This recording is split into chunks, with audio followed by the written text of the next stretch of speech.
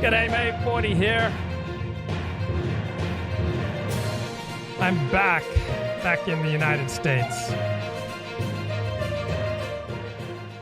And while I was in Australia, I'm an Australian citizen as well as an American citizen, I did some work at my brother's garden center, and I noticed that when I was working as a cashier, that about 10% of the transactions were with cash, and 90% were cashless.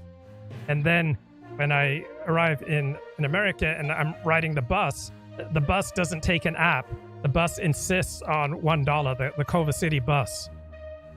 And so I think the Anglo countries are perhaps a little bit more reluctant to go cashless.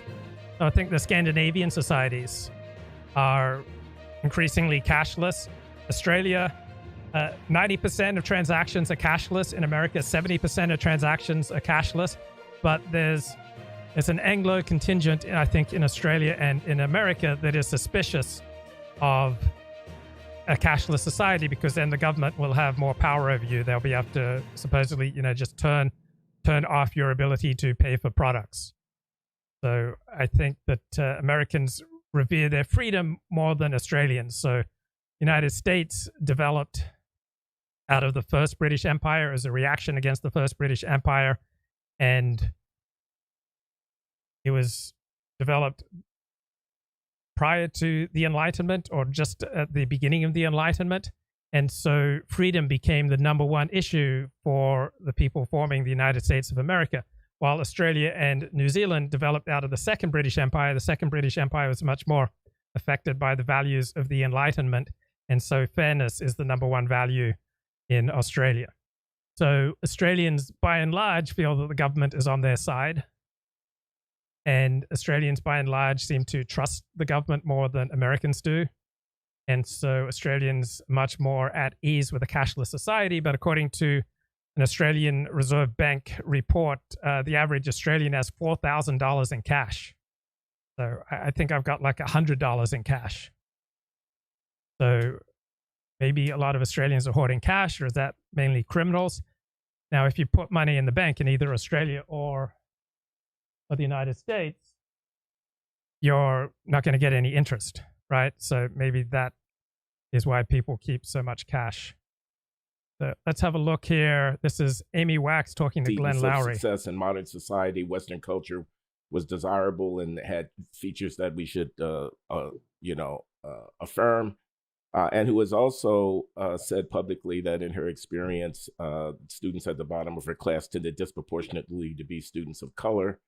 And this has created a firestorm of protest at the law school where your dean has sanctioned you and so on. And that's the basis, I assume, of the complaints coming from these alumni who say all that the interviewer wants to talk about is the infamous Amy Wax.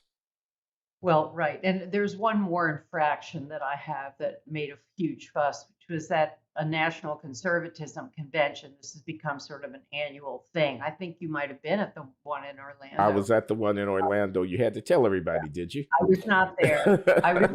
I was hoping to stay in the closet a bit longer, Amy, but okay. Right. So this is about the edgiest conversation that you can have on YouTube now. So Amy Wax talks about restricting non-white immigration, but she manages to phrase it in a way that fits within YouTube's terms of service. I was not invited to speak because the one I did speak at, I created such a firestorm. I want to hear about that. But I want people to know I'm just joking about being in the closet, because my speech is now the lead article in this issue of First Things, in the January 2022 issue of the magazine First Things. My National Conservatism Conference speech is being published. I'm proud of it. I survived the National Conservatism Conference without any long-term damage, and in fact, I made some friends there. So I hope not. Yeah, well, now you're out of the closet because your speech on Black patriotism is everywhere, and actually, Yoram sent out an email, and it's one of the leading highlights of it. So you can't hide. Oh, it was. But go ahead. I want to hear about your experience. Well, no, the year before COVID, I had said I'd given a talk on immigration, in which I had said that I thought our policy should be geared much more to cultural compatibility but we have to face up to the fact that there's a Western world and then there's a non-Western world or a third world in which many of our values are not shared. In fact, people are barely familiar with them. They're certainly not inculcated, and that it's just harder to assimilate those people or to have confidence that our way of life will continue. Right. It'd be ridiculous to expect that every part of the world, every country, every society, every culture, every religion, every race is going to be equally adaptable to fitting in and contributing to American society, because different groups evolved over hundreds of thousands of millions of years in completely different parts of the world. So they evolved, and natural selection did its work in response to very different environments.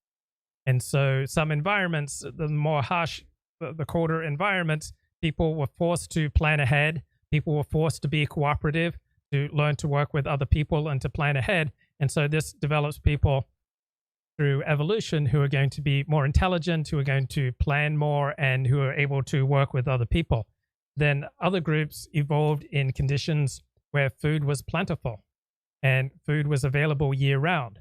So obviously, natural selection working in different environments is going to produce different groups with different gifts. If we bring a lot of people in who are not familiar with it, who don't have fealty to it or allegiance to it or whatever, and these are not original ideas on the right, but unfortunately, I said this might result in a shift in the racial profile of people come in. We'll obviously have fewer people from Africa.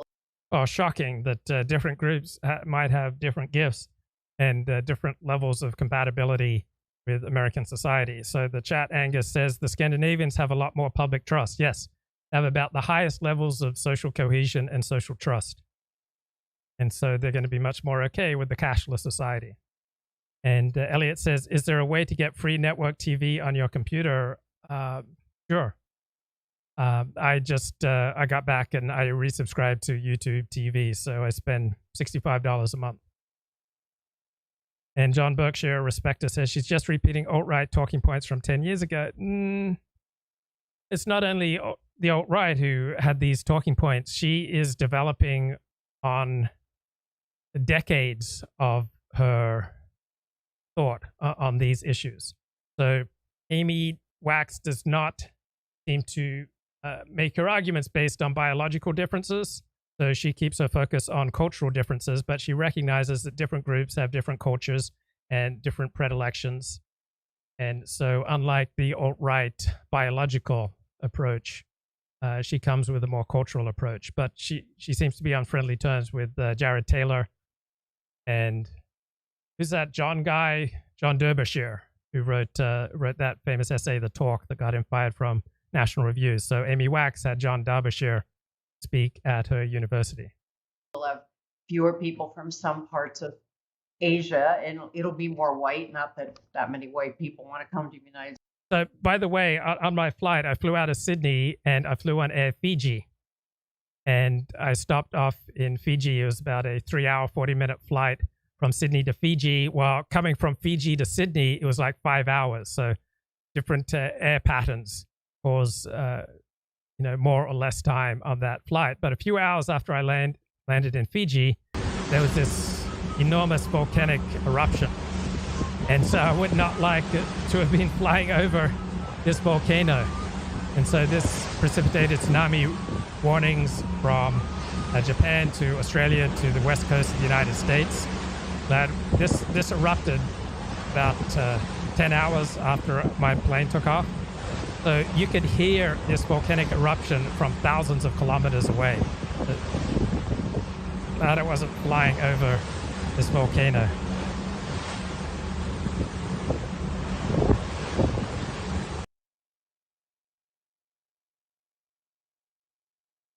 Okay, so let's get a little bit more here from Amy Wax and Glenn Loury. And this is what made the headlines. Amy Wax advocates for, excluding people of color from immigration, which of course isn't what I said at all. I said this might be the result, and therefore conservatives might be nervous about it. I was talking about what conservatives are willing to advocate. And conservatives are very skittish about racial effects. In fact, that's something in the essays that I sent. Well, anyone who's concerned about their social standing, anyone who's ambitious, anybody who wants to have a pleasant life, anyone who wants to avoid trouble, is going to be very skittish talking about racial differences. Said to you that I've written about that one of the reasons fighting wokeness is so difficult, I think, and there's been so little success. I mean, there have been pockets of success. We can talk about the school wars, is because conservatives are so confused and ambivalent about the whole disparate impact, equal results phenomenon. And that I think is a problem on the right. People need to get their head on straight that under current conditions, if they're going to go back to colorblindness, if they're going to go back to impartiality and, the classic meritocracy, we are not going to see proportional outcomes. Yeah, hold on.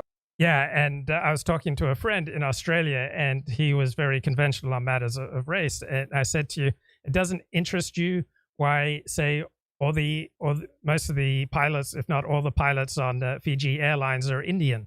Like, why are the pilots on Fiji Airlines disproportionately Indian? Why do different groups dominate different sectors of the economy? Why do different groups dominate different sports? Why do different groups seem to have different gifts? That doesn't interest you. You said, no, it's just social conditioning that creates that. And eventually said, I don't want to talk about this anymore. It made him so viscerally upset to even hear the possibility that different groups might have different gifts. And so what Amy Wax is talking about here is just plain old common sense. Hold on, Amy. I actually agree with that, and I want to talk about that. But I want to just ask you a question about this point about immigration, because I'm noticing that a large number of the immigrants who are coming from some parts of the non-Western world are doing quite well. I mean, I'm noticing that South Asians, for example, are all over the tech industries. I'm noticing that the East Asian first and second generation immigrants, from Korea, from China, are doing very well. And if you were to rank different ethnic groups by, income or occupational status or whatever, you'd find a number of non-Western immigrant populations, doing quite well in terms of wealth and PhDs and, so forth and so on. So non-Western is a pretty broad category, and the cultural characteristics of some of these immigrants. So that's one point, that some immigrants are doing quite well who are not from the West. The other point, though, is that it's very selective who decides to come. And even if I come from what Donald Trump called a shithole country, even if I come from a place that's not at all doing well, I might be an individual who, in virtue of electing to get the heck out of it. So when I was down under, I was asking family and friends, who are the top Australian comics? And comic in Australian apparently just means comic strip. So they said, you mean comedians. So in Australia, you go on a holiday, but in America, a holiday is like a national holiday, such as Christmas or Thanksgiving. That's a holiday. So trying to contest, who are the funniest people in Australia? And actually, none of them could name anyone.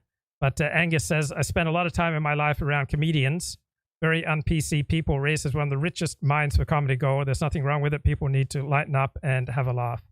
Absolutely. There has characteristics that would redound to my benefit once I get here. So you paint with such a broad brush. How do you answer that concern? It is a broad brush. I agree. It's a massive generalization. I think it. So Amy Wax, we're talking about someone with an IQ north of 150, genius level. She has a medical degree and a law degree. It does need to be refined to reflect a couple of facts that you pointed out. So I've tried to have her on my show. She said she liked my interview with, blanking. First is that, we are seeing signal success of East Asians. She liked my interview with Greg Cochran, so I've exchanged a bunch of emails with Amy Wax trying to get her on my show, but she's just sticking with Glenn Loury for the moment. And South Asians who come here. But of course, as you recognize, they're a highly selected part of the population. They're a tiny, tiny elite. These places are so populous, they're. So, yeah, in Fiji, the Indian population is just a minority population, but they dominate the economy. They dominate, high achievement in Fiji. So Fiji is about 64% Christian and 28% Hindu. So those are the Indians, and about 6% Islam. And Angus says, I used to know a former parliamentarian from Fiji who often complained about the laziness of his people. He was against the siege of the parliament. So he said his people are jealous of Indian success. So the Indians in Fiji are the most powerful, the most economically successful. And so there have been several coups in India. There have been various rebellions and riots against Indian success. It's similar to other parts of like Southeast Asia, Malaysia, Thailand, all right? You've got a Chinese minority there who is disproportionately successful, disproportionately intelligent. And so the majority population has reacted with resentment. So I think America, compared to any other country in the world, which I know has more respect for success and less of a tall poppy syndrome, which is so dominant in Australia, where anyone gets above his group, then people will be very likely to take pot shots unless the person stays very humble. But in America, success is much more respected and much less resented. But in Southeast Asia, as I think in most places in the world, you have a minority group that is disproportionately successful, then they are widely hated. They have so many people that if you bring in this tiny, tiny upper crust, right, you'll get a kind of critical mass of very capable. And the chat says, am I still following Richard Spencer? I haven't followed him in a few months, but if he says or does something interesting and it pops into my Twitter feed or someone sends me an email, I'll check it out. People. I mean, there's no question about that whatsoever. So we have to distinguish mass immigration, which we're getting from the. And John says, I've grown tired of this HBD, human biodiversity stuff. It's tiresome. Well, anything can become tiresome. So it's silly when you look at any one thing as a magic key to all of life. So race is interesting. Like, why is the NFL, say, 75% black? Why is the NBA 90% black? And why are some professions dominated by certain groups? But if you think that race is going to answer most of the important questions about life, then you may be putting too much importance. So society does play a role, culture plays a role, types of government we have play a role, the way we organize ourselves plays a role in human outcomes. So there are magic keys for domain-specific questions, such as if you're a quarterback, there may be a particular linebacker who's the mic, meaning that you key on that particular linebacker. If you're going against a Lawrence Taylor or a Lawrence Taylor type in Micah Parsons, you really need to know where Micah Parsons is on every play. So coming up in about 45 minutes, the San Francisco 49ers are going to be playing the Dallas Cowboys. And so Jimmy Garoppolo is the 49er quarterback. He needs to be aware where Micah Parsons is, because Micah Parsons is going to be the best athlete on the field. So as a quarterback, you will key on certain players. And so there are domain-specific keys, but there aren't magic keys to all of life. Hispanic, right, south of the border, which I think poses different questions and challenges from the Asian elites that we're getting. Now, that doesn't mean that this influx of Asian elites is unproblematic. I actually think it's problematic. I don't think it's problematic because of dysfunction or underclass behavior, because we're not seeing that. Although if we had mass migration from those countries, I think that would be a different matter. I think it's because there is this, let's call it danger of the dominance of an Asian elite in this country. And what does... So she's going out on a limb here, and I'm not sure she's on strong ground. I don't think there is any more to fear from a dominant Asian elite than a dominant Anglo elite, as opposed to, a dominant Jewish elite. I think if you're going to single out a particular group and say you're worried about their elite, you better be on very, very strong ground.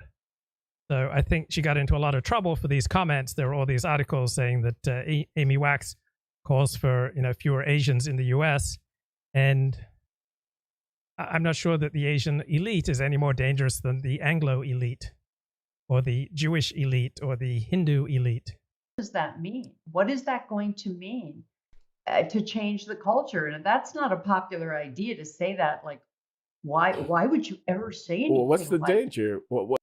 Yeah, right. What is the danger when you say that one particular group and single them out by race, like Asian and Asian elite, is dangerous?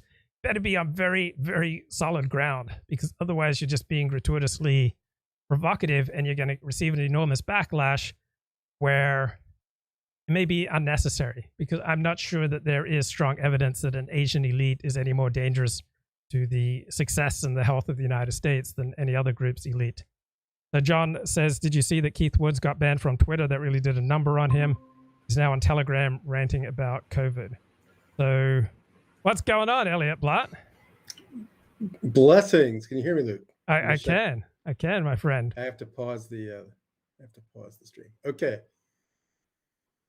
Blessings. Welcome home. Hey, thank you very much. So are you all excited for the 49er game? I'm trying to be. The city needs a boost, We've taken a lot of hit there. We've taken a lot of guff in the press, So San Francisco needs a boost. Okay, and how much attention do you pay to the 49ers? Once a week I listen to the coverage on the radio. So hardly much, but not zero. So you don't know how to watch a game on your computer, is that right? I don't. I'm debating whether or not to join this Sling. Right? Yeah. I get a few free days, but I always forget to cancel, and I'm like, then I get the credit card bill, and it's like, where did I do this? I didn't buy this, and then, So should I join and then with the intent of just canceling later? I'm afraid that might be bad for the Jews. That's a good point. Yeshivas don't pay for themselves, bro. We don't want that. So yeah. I think, isn't there something like there's a free way of accessing the main TV channels? I've forgotten the name. Yeah, of the I've forgotten the name Aero. myself. Aero. AERO. AERO. I'll try it. AERO. So there are ways. Yeah, I'm not above. Now, Aero is a new flight. It's a new airline. Well, there's a service where you can get the major TV channels, I believe, for free. I know, and I've Googled this, and I think they're trying to hide it for me, or it's no longer exists. But every link is sending me to some sort of pay service. So, does anyone know in the chat? Okay, well, we'll find out. So, how are things been in San Francisco? The city is pretty much in a slide. I sort of monitor next door, and the types of crimes that people are reporting are getting progressively more brazen, shall we say. But I haven't heard many reports of a lot of violence, but I have a lot of property crime. And really, like one issue, like people are snatching French bulldogs from their owners. Ooh. You hear about this? No. No, apparently a French bulldog is a very collectible dog, or it's a very valuable dog. And so people, I've heard 2 counts of thieves, just strong arming someone's dog right from them and putting in a car and taking off with it. I mean, I've never heard of this before. So, obviously there's a lot of bad press in San Francisco, and I avoid, the high problem areas, but, there is just mounting concern. There's going to be a backlash. I don't know if it's going to be big enough to change things, but a lot of people are upset. So are people robbing trains in San Francisco? Because we've had the great train robbery in Los Angeles. I hadn't heard about that. You mean the subway? No, trains are just getting robbed for packages. Oh, I heard about that. Yeah, that's old school, isn't it? That was a big thing on the East Coast with the early mafia. They would sort of jump on a freight train and then clean it out of its contents. There was a word for this. I'm trying to remember the word, but you get Armani jackets and stuff. These were trafficked, and that was you'd go to the ghetto, on the East Coast, and everyone's wearing these high-priced North Face Bubble Goose jackets. You know what those are? It's probably not a big thing in LA because it does get cold in LA. No, but what's the point you wanted to make? They're very expensive. So you'd go to a sort of underprivileged neighborhood, and then you're very surprised to learn that everyone's wearing a high-priced Bubble Goose. Okay, so if you didn't live in California, where do you think you'd live? Now, I would probably move to Utah. I would move to Salt Lake. And are you interested in becoming a Mormon? No. Salt Lake has the world's best skiing, Luke. But you're not a skier, so you don't care. Are you a skier? I am. And how often do you go skiing? Well, I used to go quite frequently. COVID's put a damper on that. But I don't really, when I ski, I don't even bother skiing in California anymore. I go to Utah because it's so good. And it's a 10-hour drive from San Francisco. It's a haul. So how many days do you ski a year, you say? Well, recently, in a good year, and I would go probably 10 times a year. But I'd go to Tahoe most of those, and Utah a couple. So, but I've forsworn Tahoe. Tahoe has too many problems, so I don't go to Tahoe anymore. But when I did go to Tahoe, I was a member of a ski lease or a ski club, and I would go there and ski, and it was great. It was like the cheapest accommodations on Lake Tahoe, and it was fun. It was communal. It was a really good time. And then COVID's happened, and that put the damper on everything.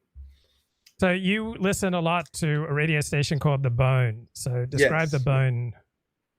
The Bone is a hard rock station, and it's I really like tuning into like the radio business now. I was sort of surprised it still existed, and so all of these radio stations have sort of they have their official call letters, but then they have like a word like Kiss 108, or Kiss is a big one. The Breeze, Breeze, all these words that sort of connote the style of music that's played, right? And so I'm just sort of going on the car, like all their pet names come up on the screen, all the list of stations and then their names. And the very last one, the rightmost section of the dial, was The Bone. So I just stumbled onto it, and it's been a blast of nostalgia for me. I've really enjoyed it. And what are you hearing on The Bone vis-a-vis today's Cowboys versus 49er game? Well, I'm very surprised. Okay, so I think San Francisco was off to a pretty rocky start. We were like 3-5 or something. Yes. And then we sort of picked up speed throughout the rest of the season, and we just kind of got in there under the wire. Yes. So my sense is San Francisco isn't a particularly strong team, but and this last pivotal game, there was quite a comeback in the third and fourth quarter to put us over the wire. But yes. So we're not a dominant team by any stretch. That's the sense I'm getting. So I have a feeling we're gonna have to get lucky. But what are you hearing on The Bone? What's the attitude? Well, it's hard to sense because the Bone announcers are paid to be enthusiastic and optimistic about San Francisco. You know, there's this, there was injuries, like there's a lot of sort of mental mistakes I'm gathering from the San Francisco team. And they're going to have to nip that out. They're going to have to excise those problems. But there are some really talented players, you know, Dante or something or other, Asante, a lot of Latinate sort of names. But what I remember from, I lived in Northern California for about 13 years. There's an intensity of 49er support that just without comparison to LA. Like LA support is much more mild. LA didn't even have a football team for about 25 years, and it wasn't a big deal. But in San Francisco, and I think with the Giants as well, but people really live and die with the 49ers with an intensity that's just largely unknown in LA.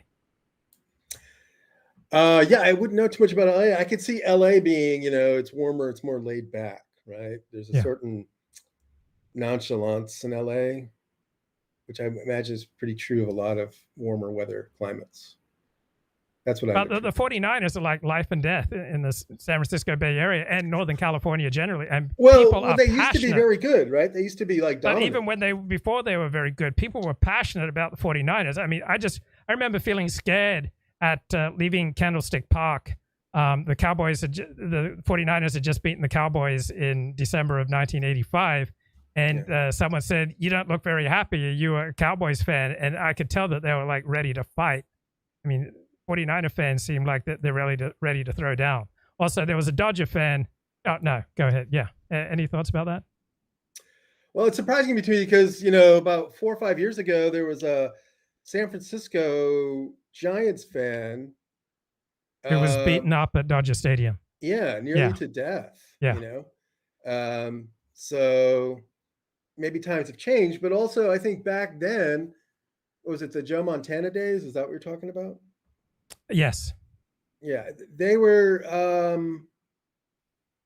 They won at least one, probably 2 or 3 Super Bowls in that era, right? The late 80s. They won 4. They won 4 Super Bowls in the 1980s. Yeah. So, you know, I was living in Boston during the Patriots' dominance.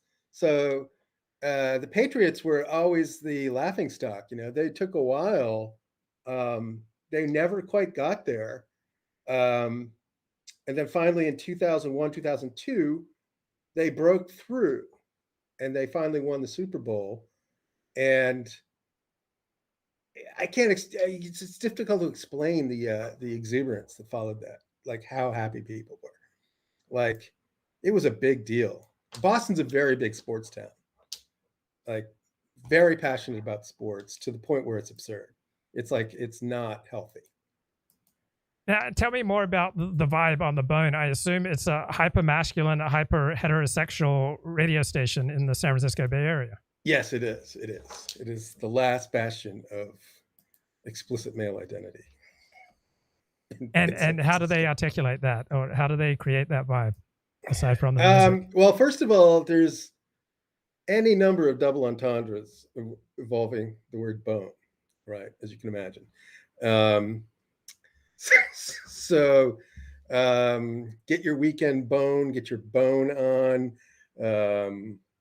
you know, so on and so forth, you know, all the obvious sort of double entendre. So there's that. And there's a morning show, like there's a Zoo Crew morning show that goes on that plays during drive time. And, you know, I used to hear these types of zoo crews all around the country, right? Every station's got these, but there's like a very particular formula, right? So commercial radio is just run by a formula, you know, and whatever the locality is, they just plug in that formula in that particular locale. But there's always like it's probably a team of 2 or 3. Actually, in San Francisco, it's 2. But then there's these phone-in people that come in. These characters get phoned in, and they're sort of recurring characters. And then the 3 of them then form a triumvirate of humor. Yeah. And but the jokes are always body. There's always like this. There's always these like this. There's always this sexual innuendo in the jokes themselves that are told, and the woman plays this role of being shocked and offended, and laughs hysterically, right? And this is all fodder for the Bone listeners, because the music is just all very masculine, Well, it's all very right. But the Bone has basically 3 eras, basically 70s, 80s, and 90s, and there's nothing from 2000 forward. So, it's sort of like the older male demographic. So you got your Boston, for the 70s, it's Boston, more than a feeling, that type of stuff.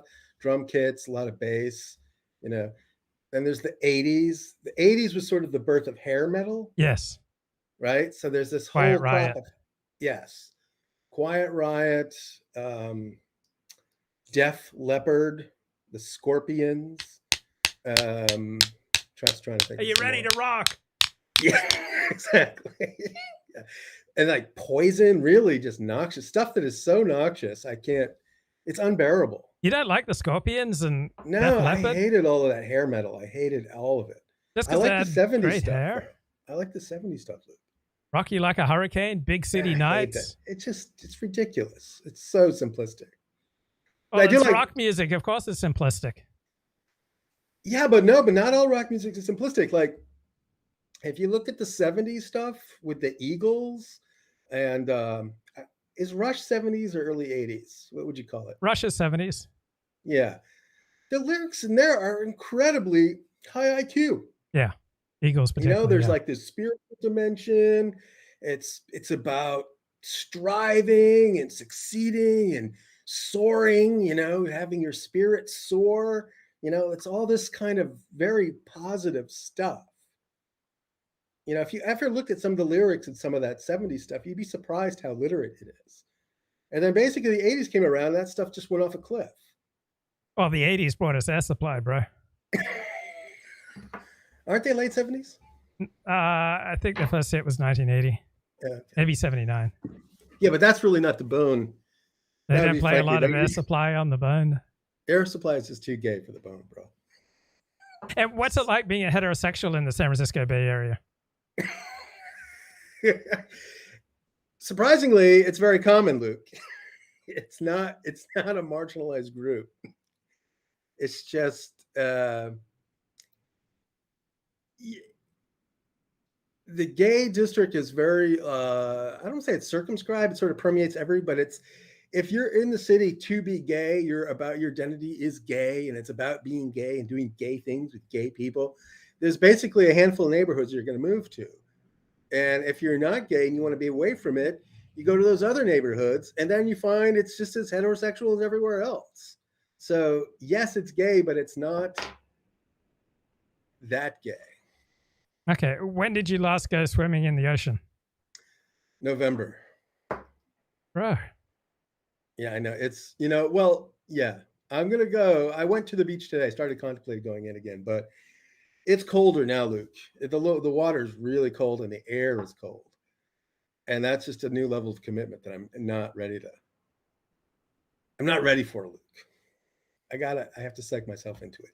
It takes an act of will. But I was at the beach today and someone was in. I was very impressed. So what are Elliott Blatt's 3 keys to the 49ers winning today? Oh, all right. 1, they want to win this game, they got to get the ball in the end zone. Okay. Right?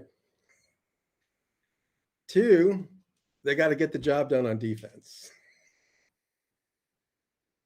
And 3, they got to run the ball. Yeah.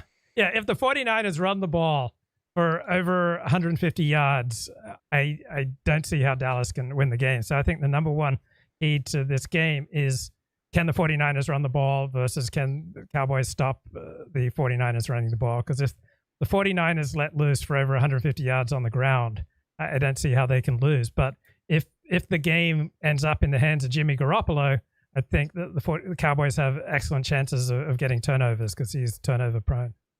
So you'd say Dallas is a better offensive or defensive team? Dallas is a better offensive team. So their defense is kind of middle top 10 to middle, while their offense is number one offense in the NFL. Wow. Mm-hmm. Now, when you watch a football game, do you just watch the ball and then where the ball's going and who's got the ball and how many yards they get? Or are you one of these guys that can watch the whole thing? Like watch the blocks, identify a good block from, not so good block. Can you pick up, there's sort of the main plot of a football play, and then there's sort of the secondary plot, like the individual matchups, right? Right. Well, I'm watching the regular TV coverage, which tends to focus on the ball, but I'm paying a lot of attention to the lines. So if the offensive line is dominating, that team is going to win 75% plus of the time. So if the offensive line is bullying the defense, then it's pretty much game over. So on the other hand, if the defensive line is bullying the offensive line, then the odds are 75% that the team that's bullying is going to win. So whatever team is bullying the other team, just blowing them out, it's such a physically intense game. That usually decides things more than the performance of the skill players. So I pay attention to what's going on the line. So what does it look like? So how do you know? I mean, obviously there's sacks and stuff like that. So if there's a lot of sacks, obviously defense is winning. So what's the biggest signal that the offensive line is bullying? Oh, how far the running back goes before he's even touched. So if the running back is past the line of scrimmage before he even gets touched, then the offensive line is bullying the defense. On the other hand, if the running back is consistently getting touched behind the line of scrimmage, then the defensive line is bullying the offensive line. Okay. So you think that's where most games are won and lost. It's just that brutish clash of brawn. Yeah, there is an exception with a really good passing team. They can be bullied, but if they get the ball out quickly. So the typical time that a quarterback has to throw the ball is about 2.5 seconds. Mm-hmm. So if they can get the ball out in 2 seconds and get it to a guy, then he runs, then the weaker team can often win. So if you've got a superb passing offense and your quarterback's got a quick release, you're just getting the ball out very quickly. So the defensive line is not getting to your quarterback, and you're just getting it out there. Just short passes as kind of a substitute for a running game. To dominate with the running game, you need to bully the other team with your offensive line. But if you're not able to bully the other team, if you just get the ball out very quickly to your receivers, then if they're quick or if they're agile and they run, they may turn a 2-yard pass into a 22-yard play. So that would be the main exception. If you've got an exceptional passing offense and your quarterback is skilled at getting the ball out very quickly. Some teams like to throw the long ball, like Tampa Bay. Mm-hmm. Tom Brady, the Tampa Bay Buccaneers, he needs a lot of protection. You need a lot of time to throw the long ball. The quarterback needs to have at least 3 seconds free in the pocket to throw the long ball.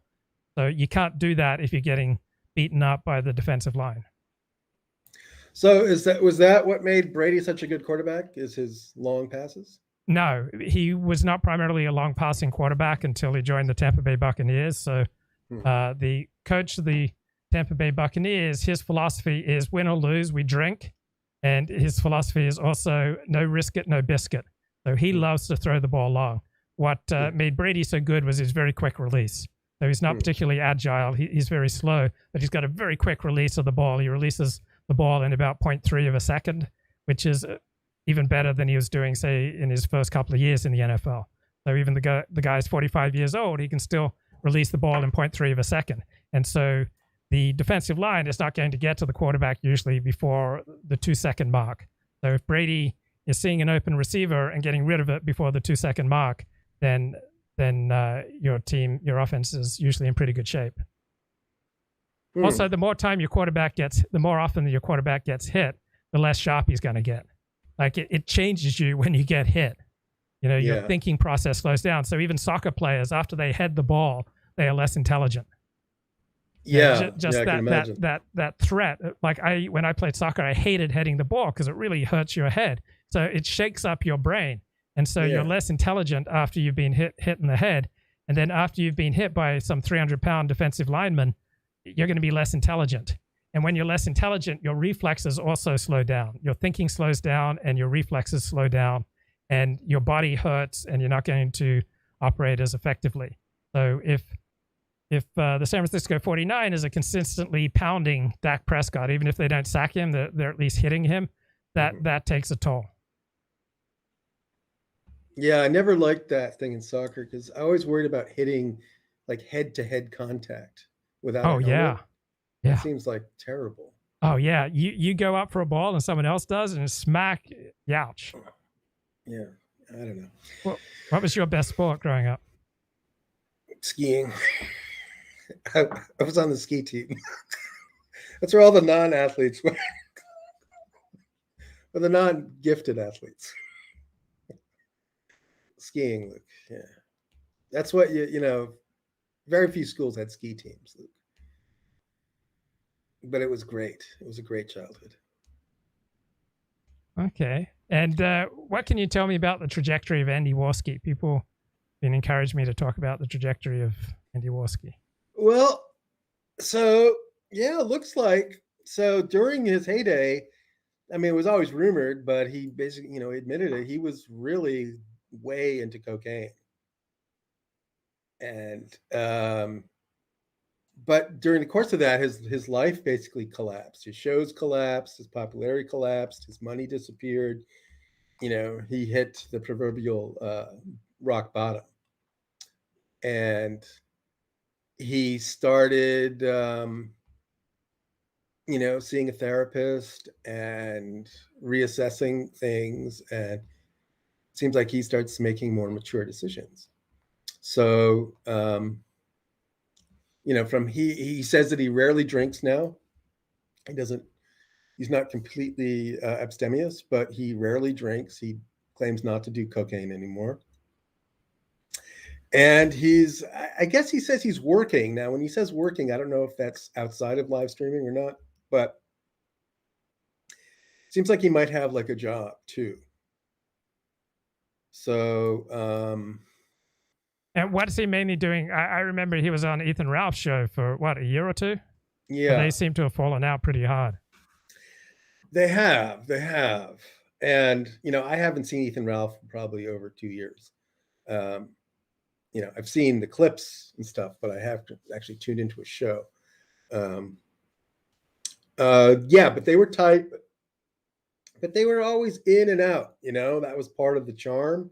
Like today they're fighting, tomorrow they're buddies, there's a certain, so you don't know if these fights are staged or not, that's a certain trick that comedians do. They feud with other comedians just for the show, just for the laughs. So, but I do think the falling out is real between he and Warski. But that's where Luke, basically, Andy Warski gave you your start. Yeah, in a lot of ways. I remember how excited I was going on that show because there were like 2,600 live viewers, and I was just like watching the chat, and I'd say something, and 5-10 seconds later, people are starting to respond. It was absolutely intoxicating. So after going on that show, started live streaming pretty much every day ever since. So going on that show changed my life. So do you think Andy would come on your show as a guest and talk about his journey? I think so. I'd have to find contact email. I'm unaware of any bad blood. I'm sorry? To him? Do you have a channel that you could get to him through? I mean, yeah, I'll have to look into that. So I was always more interested in what JFRP had to say, but I thought Andy Warski was a genial and entertaining host. Yeah, that's the sense I got. He's very affable. He's like a people person, not necessarily the sharpest tool in the shed. But I think JF was much more entertaining when he was paired with Andy Warski rather than on his own. True. Well, in those days, JF was sort of kind of giving, kind of the white nationalist 101 view of things. Mm-hmm. And Warski was sort of the Normie. inquisitive newbie that Yeah. he sort of spoke for the new audience. So, and basically JF would lecture him, but he was really talking to the wider audience. He was sort of a stand-in for the naive questions, I guess. But I really think he was like the cousin Greg. Do you watch Succession? No. Oh, okay. No Warski was like the cousin Greg. So cousin Greg is this cousin of the powerful family who sort of flits around on the outside and tries to worm his way in, but he's very much an outsider, and as such, he's a surrogate for the audience. I see. Yeah, that's true. Do you think that whole thing with JF? Do you think that was just a calculated move by JF? I remember falling out with Andy Warski. Well, the falling in, the initial. I don't know if you remember this, but they lived. They're both from Canada, but I think JF drove. Warski is in Toronto, and JF is in Quebec, I believe. And I think it's a considerable drive, like maybe 6 hours. And JF drove to Andy to, introduce himself. He really wanted to get on that show. He was always a guest, but then he made this personal appeal or this pitch where he drove there to Andy Warski to be on the show in person. Calling in wasn't sufficient. So I think he was trying to use his force of personality to become the co-host but he was basically using Andy Warski. Yeah. He was trying to steal his audience. Yeah, JF has talked about that pretty honestly, how he, used all sorts of shows and people to build himself up, and he did it very effectively. Yeah. And then, do you remember the famous low IQ interruptions? From Andy? From JF to Andy. I'm not sure. Andy, I'm sick of your low IQ interruptions. Oh, no. You don't remember that? No. It's one of the biggest days on the internet. and then Andy was completely slack-jawed, but just completely flabbergasted by that. And you could tell that the days were numbered after that. Yeah, let's tell me if you can hear this. I'll see if I can play some Andy Warski. Yeah, the new Joker. Can you hear that? I cannot. Oh. Are you playing a live stream? Yeah. So should I do this sling or not? Well, find a way to watch the game because it's about to start. So why don't you stay on mute and see if you can find a way to watch the game? Right. So, sure. And then I'll come back to you. All right. So let's play a little here from. Table. Tell them who it is. Ladies and gentlemen, our latest Joker that's set for a feltoning, a feltastic feltoning, is Beardson Beardly. Now, ladies and gentlemen, I'm proud to let you know, to break the news to you, that our friend Beardson Beardly's had a no good, very terrible week, has he not? Brother Andy, can you please bring up the Beardson divorce intro clip? Oh.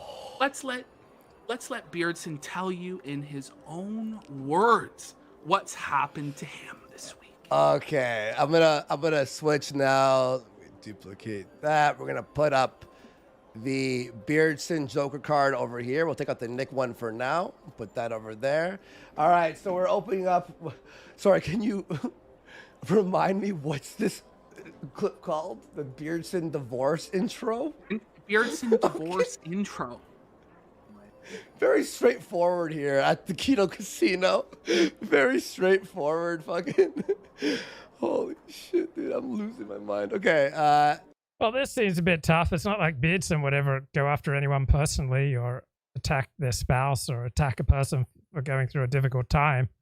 But it's good to see that Andy Warski has achieved inner peace and sobriety. Wait, where's the Oh shit! 1 second, bro. There we go. Okay. All right, ladies and gentlemen.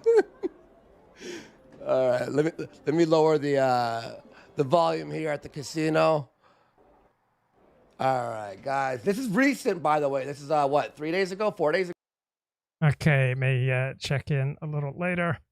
Meanwhile, got to keep an eye on the Cowboys. They're playing the 49ers starting in 2 minutes. Let's play some Len Loury and Amy Wax. What would be wrong with having a lot of Chinese or of Indian or Korean engineers, physicians, computer scientists, and whatnot running around here, creating value, enlivening the society? I mean, I don't see how we lose from that. How do we lose? And Elliott Blatt, do you have a score prediction for today's game? I do. I have a slight intuition. I think San Francisco by 1 point. Okay, but give me a score, mate. Oh, it's going to be 21-20. San Francisco is absolutely gorgeous. How often do you see that beauty? How often are you amongst that beauty? So there's the natural beauty, and then there's the architectural beauty. So I see the natural beauty all the time. The architectural beauty is interleaved with all of the societal degradation. So if you're talking about like the hills and the cable cars and the Victorians and all that stuff, that's all within the sort of downtown North Beach area, and that's all paused, shall we say. So what's the natural beauty? What parts of the natural beauty do you see regularly? I see the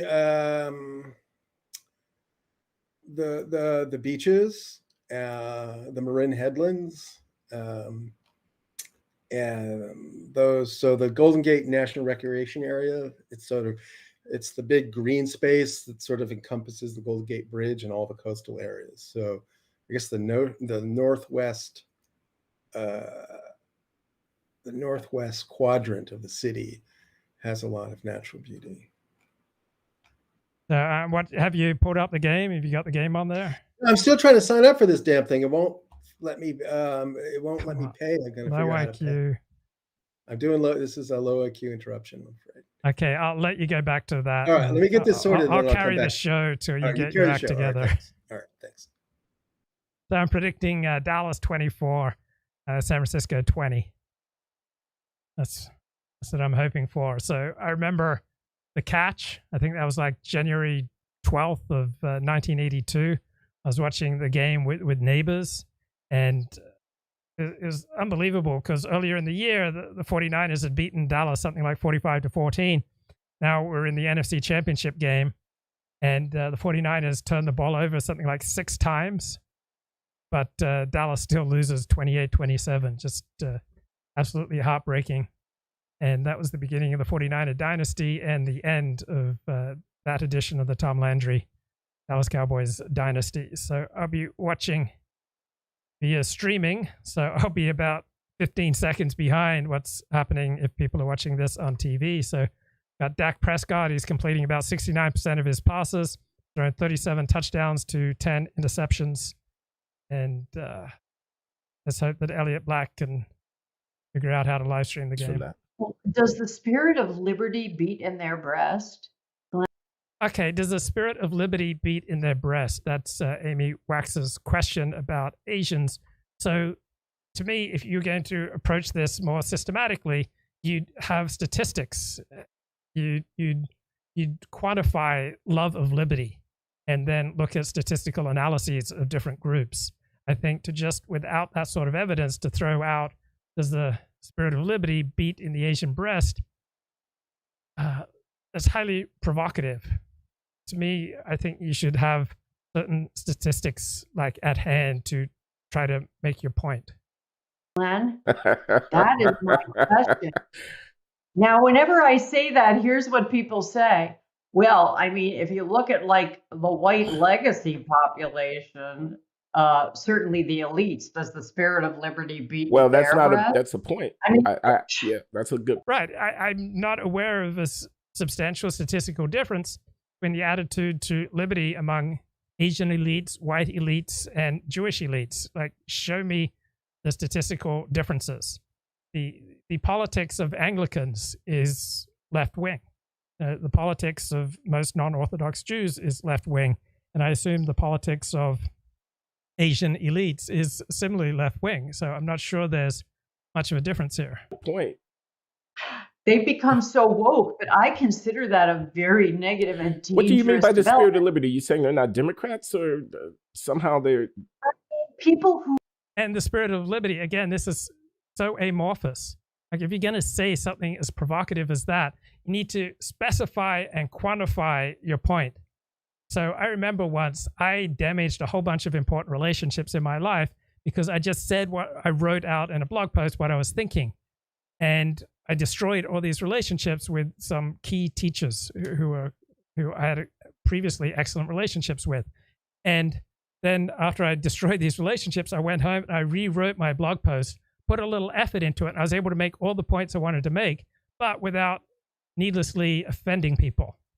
So what do you mean by liberty? People have all sorts of different definitions of liberty, and then you need to quantify it. You need to provide statistical evidence. Like, just saying, does the spirit of liberty beat in their breast? That's so amorphous, it doesn't really mean anything. are Whiggish, I mean, and small they're d out- Democrats. who are mistrustful of centralized concentrations of authority, who have a kind of don't tread on me.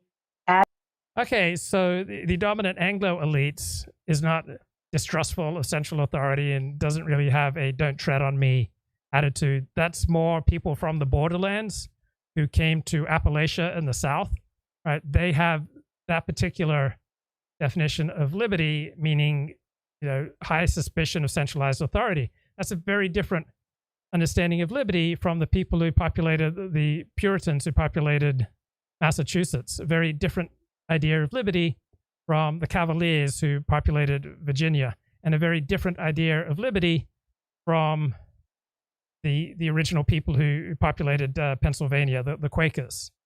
So liberty means very different things to the four major groups that developed the United States of America. And I'm referencing this book by David Hackett Fisher on these four different Anglo folkways.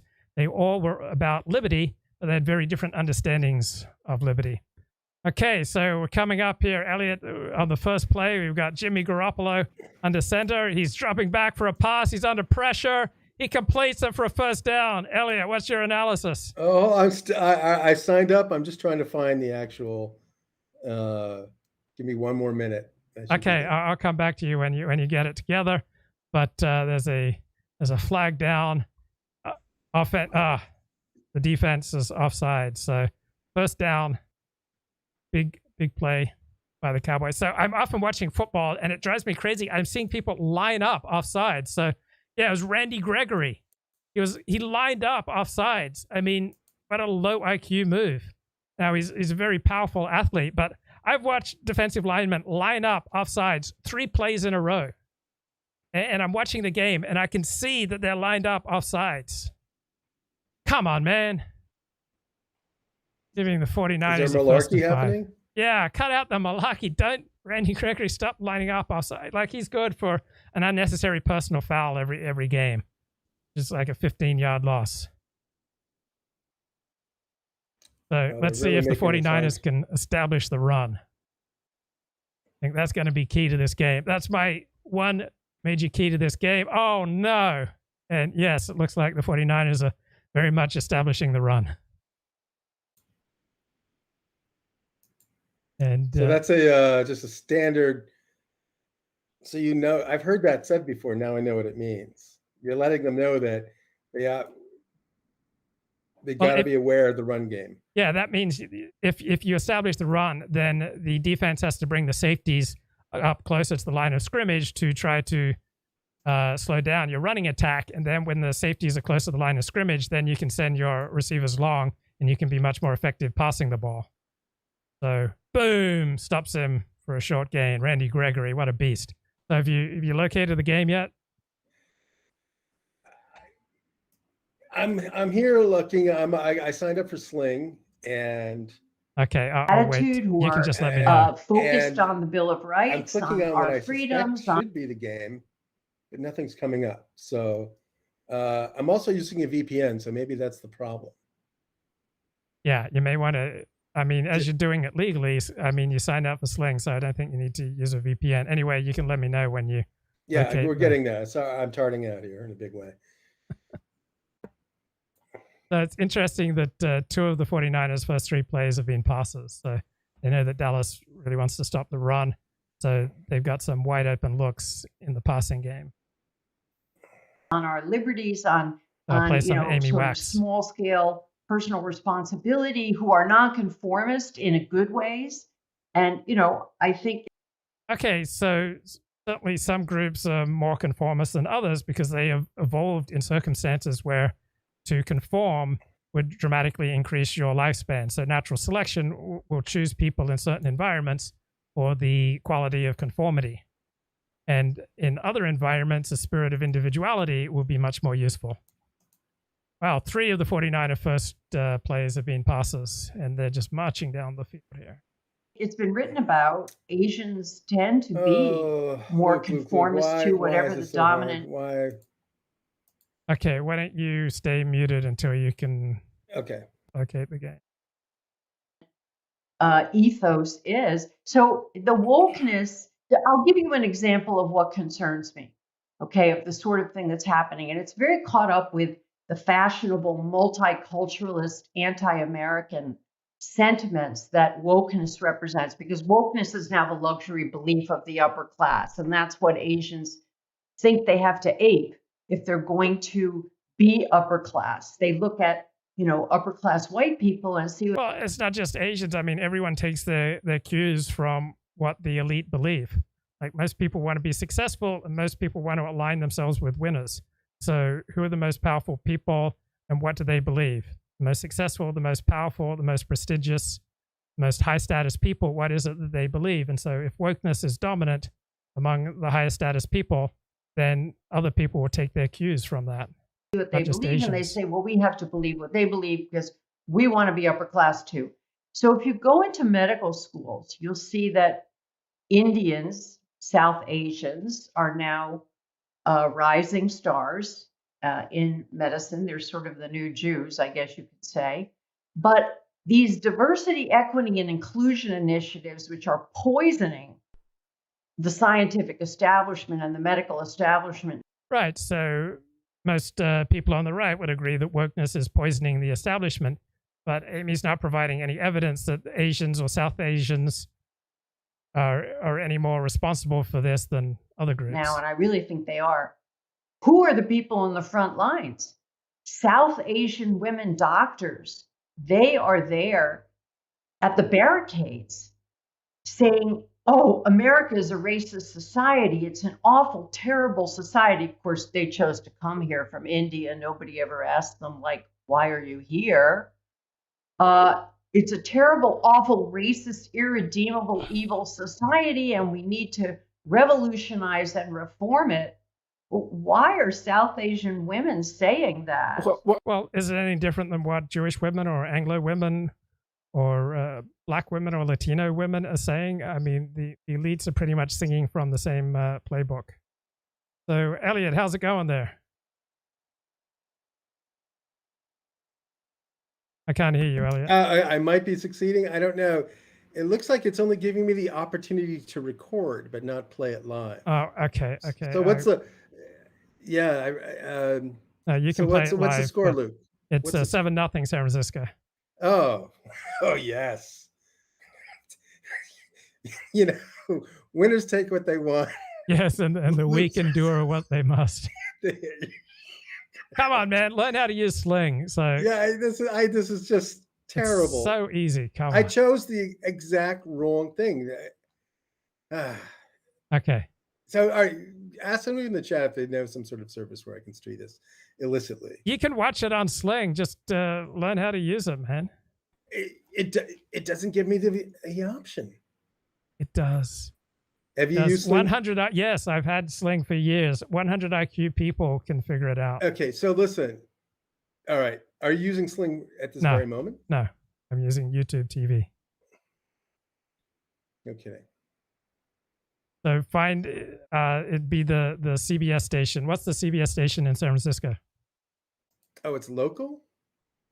It will be on the CBS station. Oh, okay. Okay. All So right. what's the CBS station? Is it channel I don't 2? know. I don't No, have a TV. no, it's not Luke. channel I 2. don't have a fucking TV. Excuse my language. I'm getting testy, Luke. Okay. So going to sports is the wrong idea, right? It seems like the obvious idea, but Look, I'll let you figure it out, and we'll come all right, back I'll to be you a right little later. there.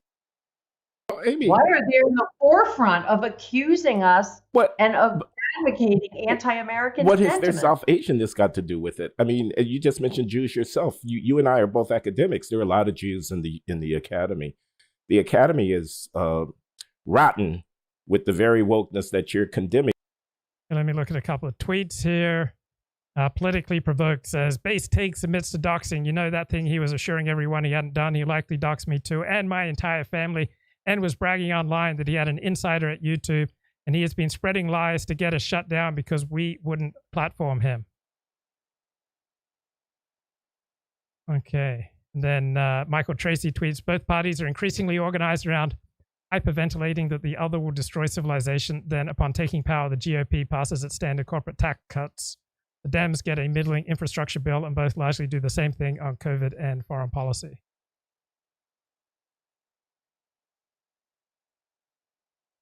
Okay, so 49ers, 6 first downs by 4 different players, dominating opening drive there.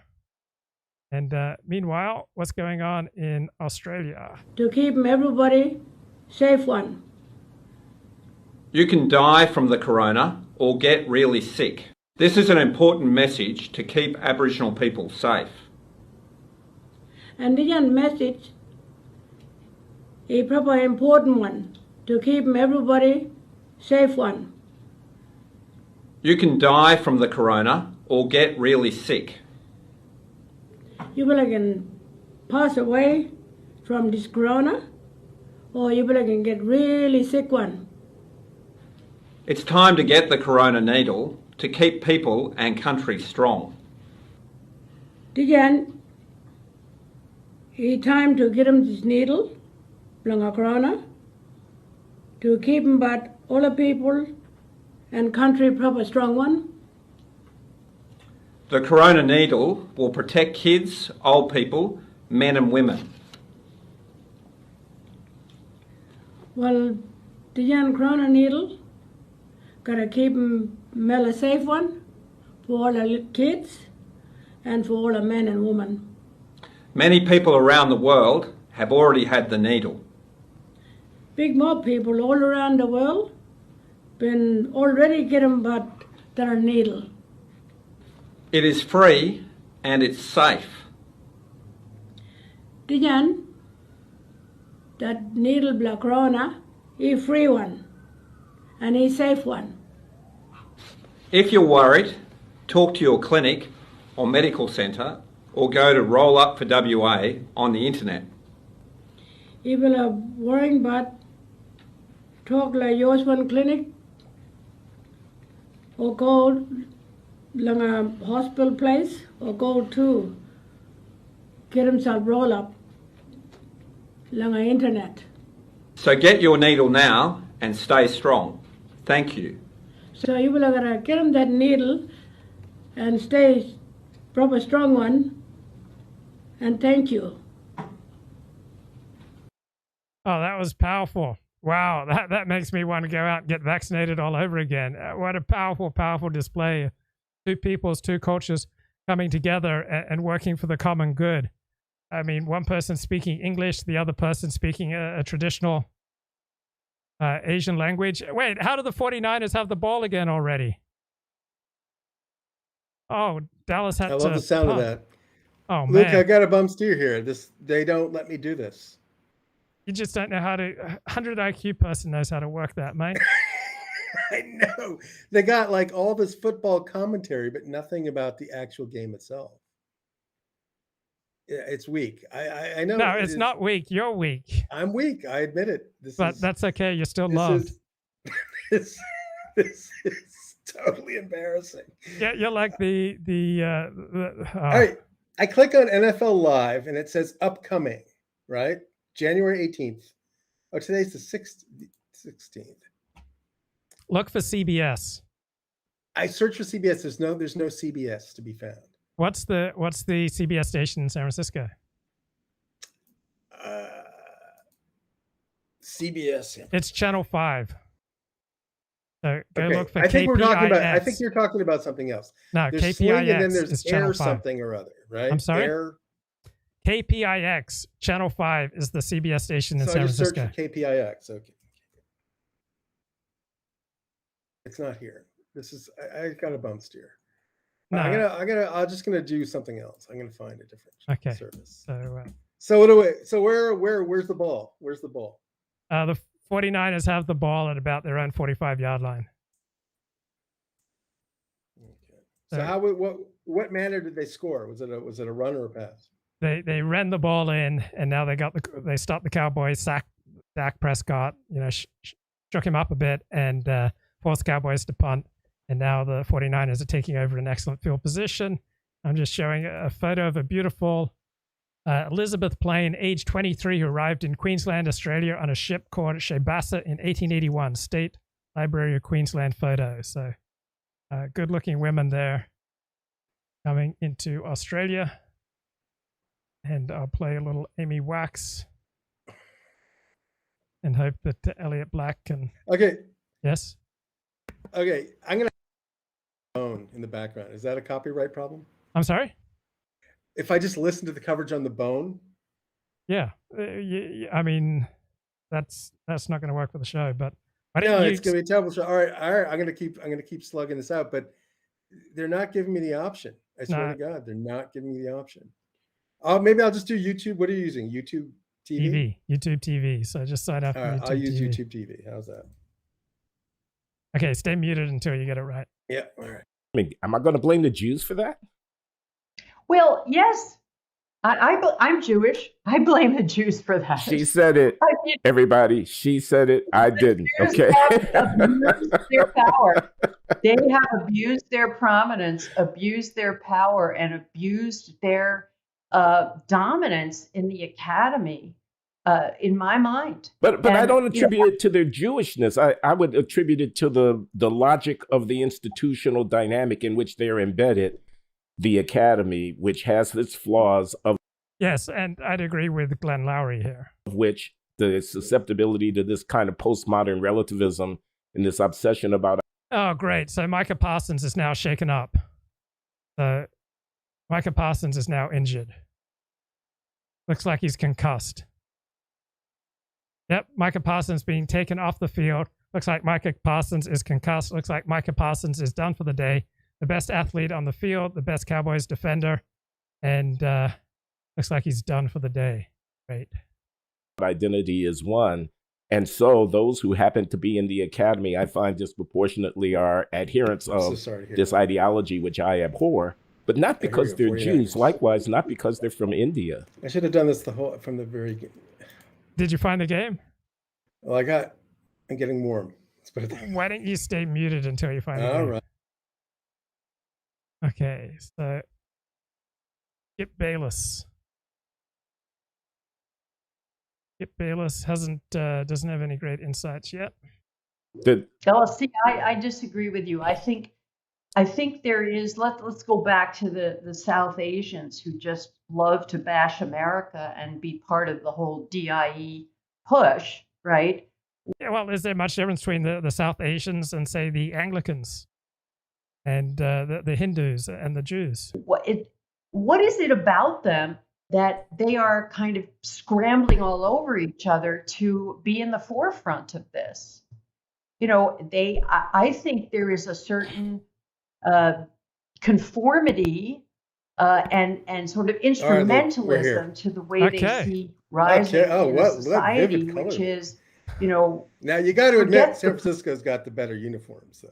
There's no doubt about that, right? You can't hear, right? There's no compliment. Nope, it's fine. Okay, great. So,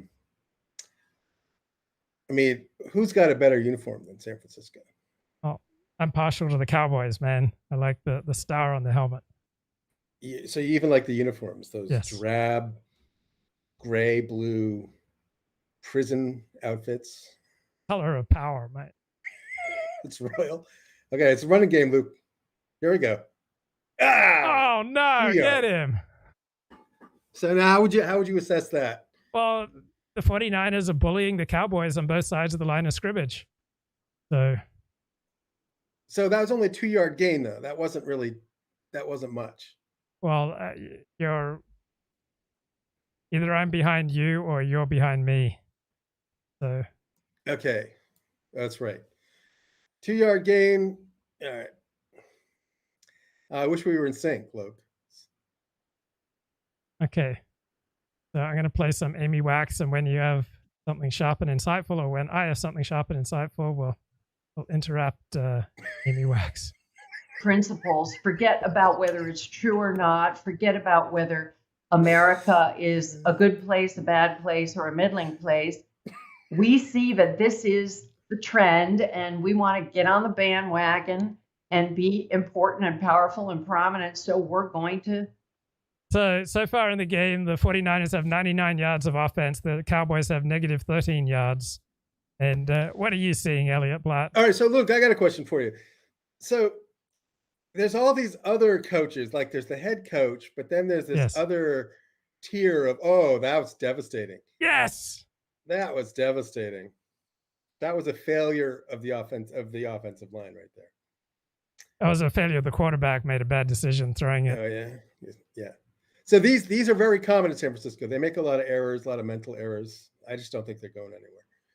But so you've got the head coach, right? But then there's this whole phalanx of sort of sub head coach players. You got right? the defensive coordinator, you got the offensive coordinator, you got the quarterback coach, you've got the linebacker coach, you got the defensive line coach, the cornerback coach. Now, is the head coach Loury, is he like calling plays, or is like the defensive coach call the plays during the defensive port and then the offensive? Usually the offensive coordinator is calling the plays. He's calling the plays, so it's not the head coach. What's the head coach's job then? He oversees everything. He's like the CEO.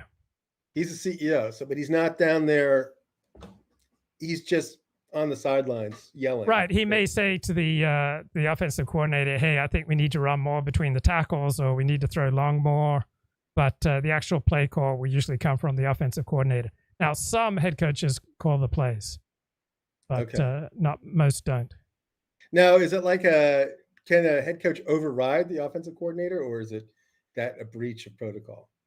Yes, he can. He can. Yeah, the head coach can do anything. He can fire the offensive coordinator. Mid-game. He can override him. Yeah. Yeah. Okay. Boom. All right, so we're seeing more or less in sync. Oh, good. So okay, so and now is there a special teams coordinator, or is that? Yes. So the Cowboys used to be near the worst in the league in special teams, but they hired Jim Fassel, who was the special teams coordinator for the Los Angeles Rams, and he's turned them into a top 5 special teams operation. Look, here we go. Field goal. So Robbie Gould is about 40 years old. Not many 40-year-olds play professional football, but it's easier when you're the kicker, and the 49ers have a 10-0 lead. So do you think Tom Brady, how many years do you think he's got left? Let's say 2. You think 2? Yeah, that's my guess. So it's unbelievable that he's still playing high quality football at age 45. Yeah, because I mean, do you think how long would it take you to recover from like a tackle like? Oh man, I don't like physical pain, so probably one hard tackle and I'd be out. I mean, have you played much tackle football? Well, when I was a kid, we used to play like 2-on-2, quote unquote, tackle football, but we were kids and we would make our little homemade pads using folded up towels and things. You know, it was cute, but I've never played like real proper tackle football. Have you been in a fight? Have you lost a fight? Have you been beaten down? Beaten down? No, I got punched in the face once when I was in high school. It's not very fun, is it? Oh no, it's not. So yeah, Andy Reid of the Kansas City Chiefs, he calls a lot of offensive plays, and Mike McCarthy, the Cowboys coach, and I think maybe does Kyle Shanahan, the 49er coach, call the plays, because both McCarthy and Shanahan made a reputation for calling the plays. But anyway, one thing I'm noticing watching this game, Elliott, a lot of gambling ads. So I think that's bad for society. I think about a third of people who gamble end up having a problem that tends to have a negative effect on their life. What's your philosophy on gambling and gambling ads? So there's, yeah, it's definitely not good. It's not good for society. Same time, it's a lot of fun for a lot of people, and it just seems, I don't know if I'm for banning it at the same time, you know, like it's a certain emotional release for a lot of people, and taking that away from people, I don't know. What do you think? I would rather there were not gambling ads on TV. I mean, I'd rather have smoking ads on TV than gambling ads. I mean, but it's similar in that only about a third of smokers end up losing substantial lifespan from smoking. And so I guess about a third of gamblers end up having quite a negative result from gambling. I think Australians love to gamble, and Australians lose more money per person gambling than any other country in the world. Not the UK. I thought the UK is pretty big in gambling as well. Chinese, it's a very big part of Chinese culture, gambling. Right. And they say that, you know, Confucian society is actually very stressful and very rigorous, and it creates a lot. People need they need their outlets like that, and that's what gambling does, for better or worse. And it's very true. If you ever go to a casino, you know, in the United States, it's basically bilingual. I mean, half the clientele is Chinese. You ever notice that? Not sure. Australia is a much more Asian society than America. So I think Asians comprise about 15% of the American population, and they're about 9% of the American population.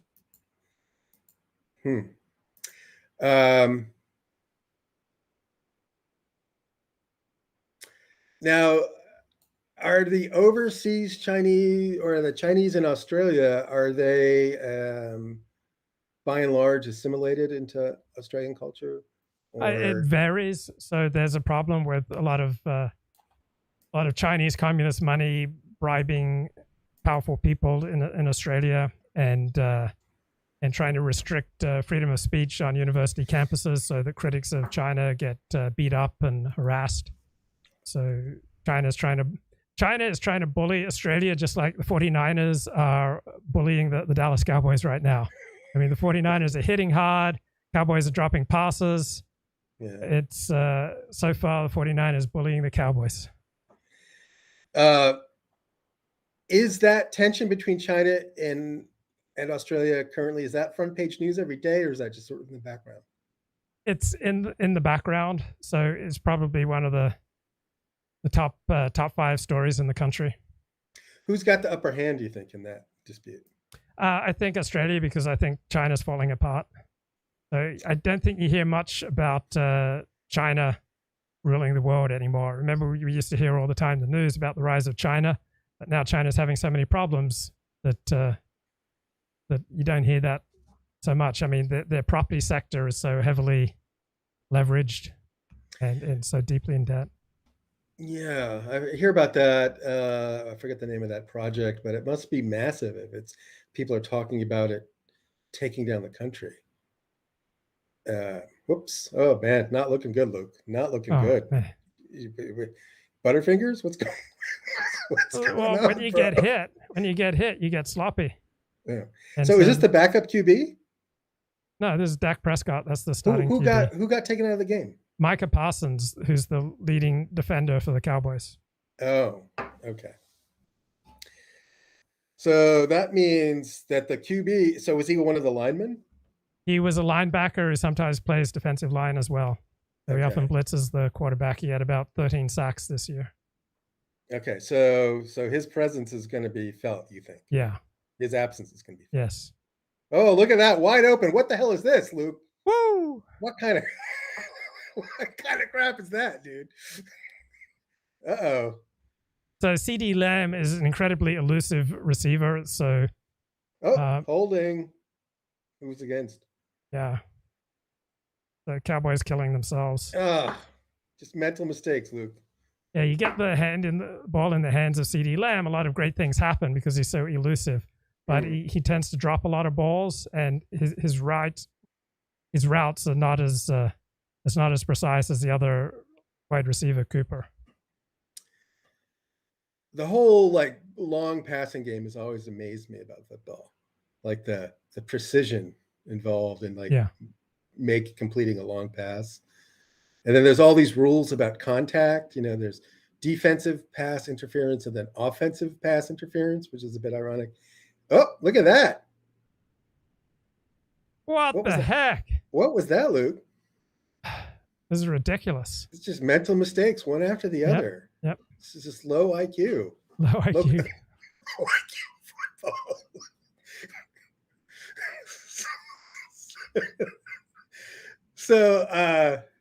So do you think you know how much about football do you know? Do you know like all the technicalities? Like there's all kinds of very, very subtle rules in football, you know? Yeah, I wouldn't say I'm an expert. I'd say I'm moderate. Yeah, so I don't know. I feel like I'm catching up, I should know this by now. I should know all these. So do the 49ers, they're on the games are covered by the bone? Oh, they are, yeah. Got like one of these old school announcers, sounds like an older guy. He's probably, into his 70s now, but he's incredibly passionate. And then I'm going to scream a little bit here. Whenever there's a touchdown, he has this sort of signature call out. He goes, "Touchdown, San Francisco!" That's he delivers it the exact same way every single time, So that's sort of his money shot. I don't know his name, but he does a good job. I never thought I'd like listening to football on the radio, but there's a certain John Miller, Dave Fleming, Dwayne Kuiper, and Mike Rukow. Those names sound familiar, but do you there's a lot of skill involved in do you think you could call a football game like that? Yes, that was something that I dreamed of doing as a kid, and I got to do it once.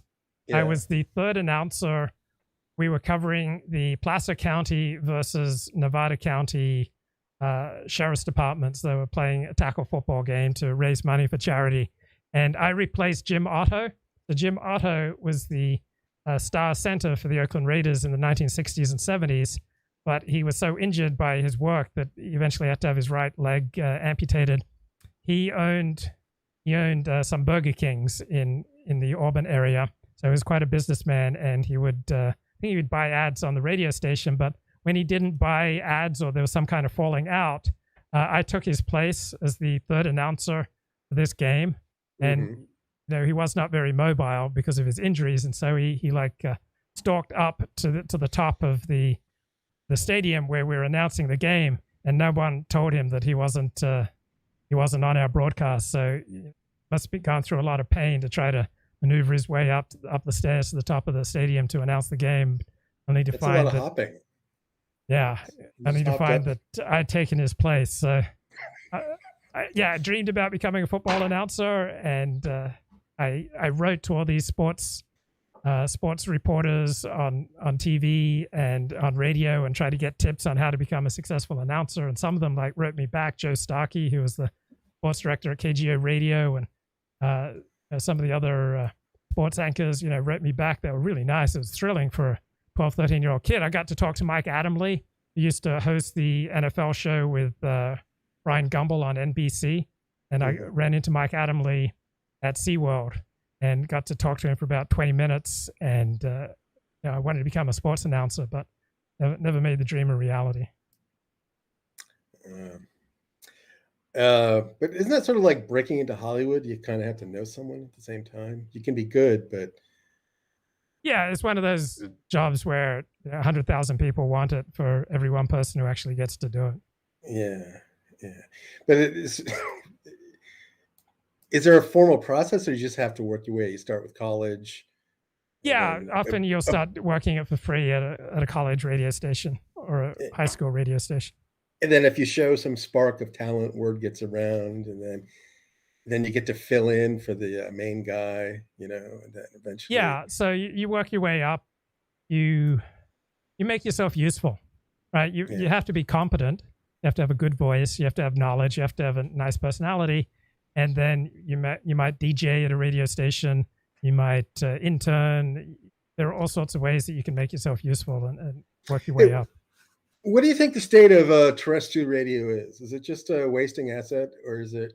It's in decline. I mean, the only time I heard the radio was when I was in Australia for 2 months, as my brother would put it on in the morning when he was eating his breakfast.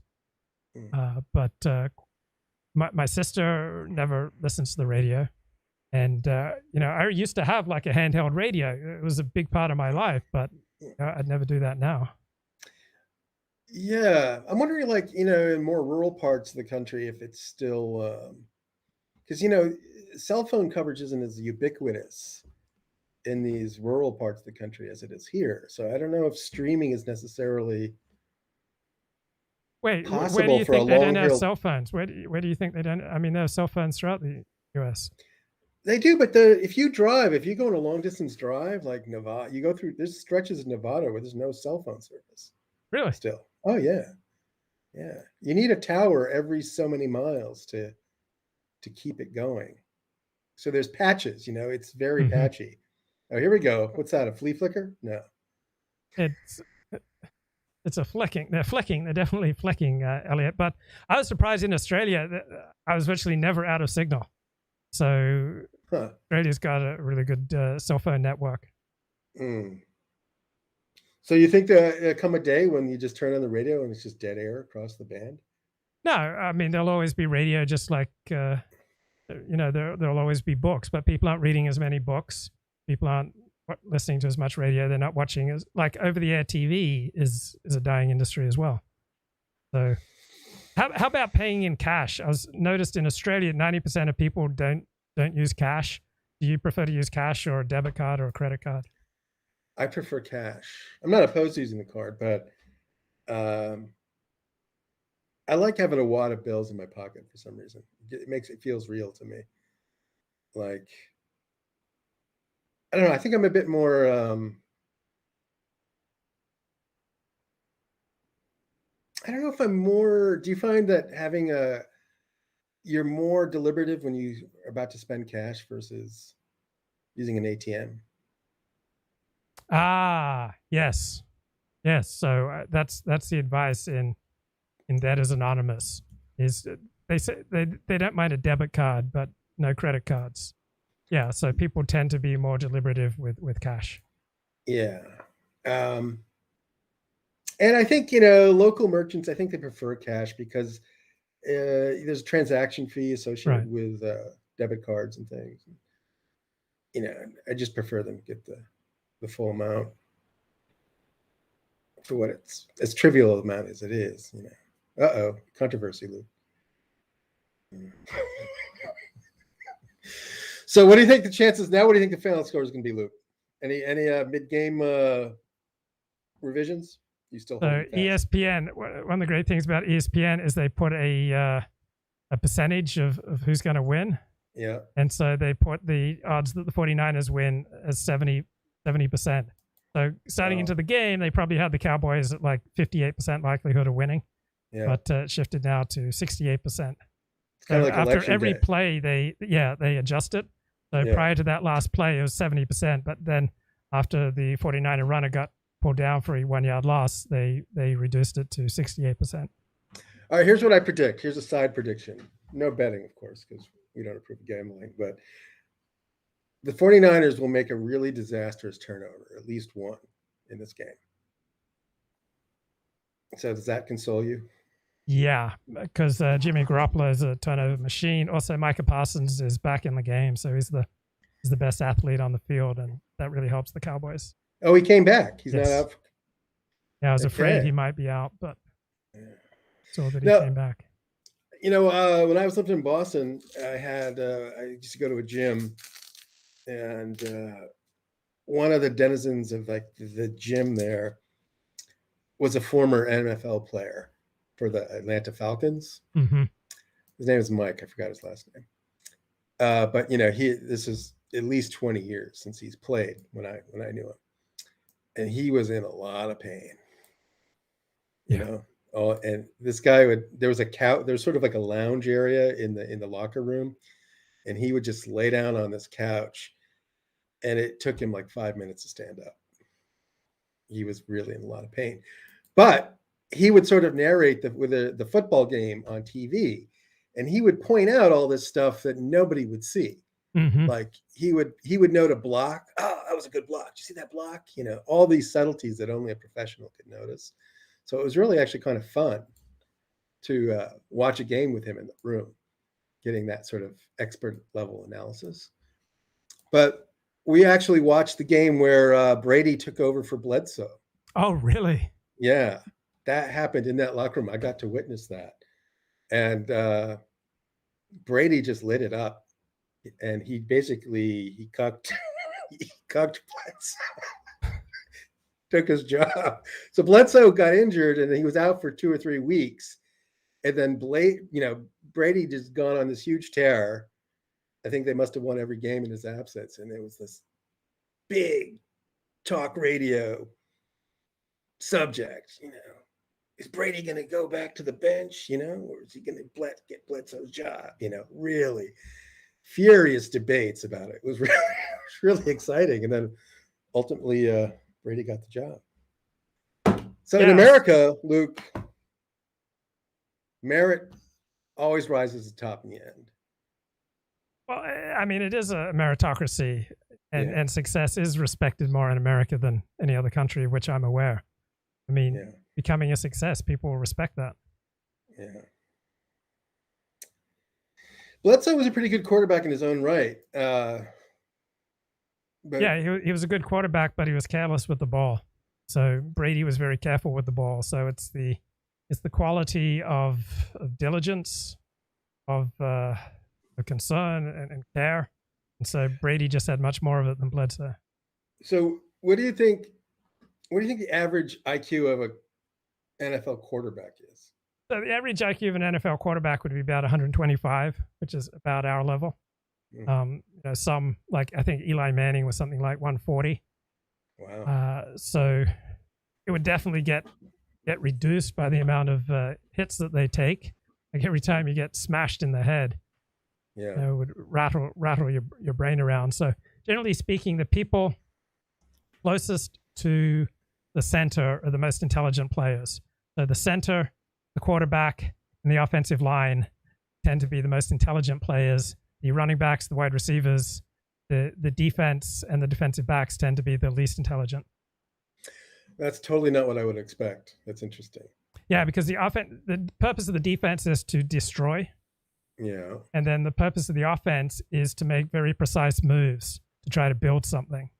So the offensive linemen have to know a lot of different plays, like they have different blocking assignments.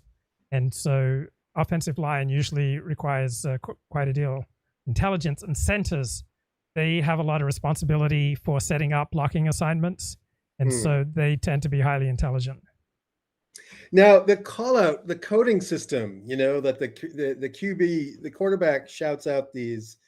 Yeah. 49, San Francisco, 81. Yeah. Zest. So does this code change every week? Is this? They would have to change it. Otherwise other teams would just, read their plays. So there would be some changes and some continuity.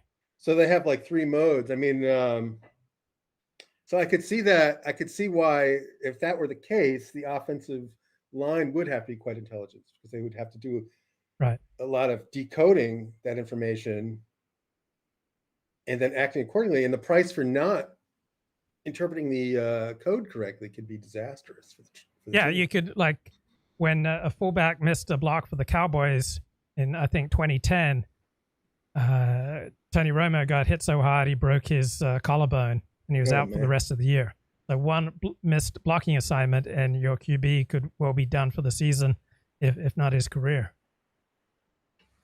Wow. Now,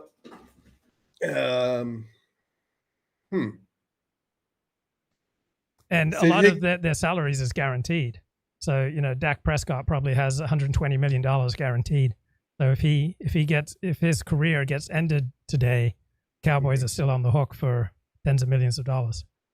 Really? They have to pay it all out, huh? Yeah. Didn't that happen to a big baseball player? Maybe 10, 15 it years happens ago? all the time in sports. Because players get contracts with a certain amount guaranteed, and then some of it will be like an incentive bonus. What if they say, I've got a wheat allergy, I can't play anymore?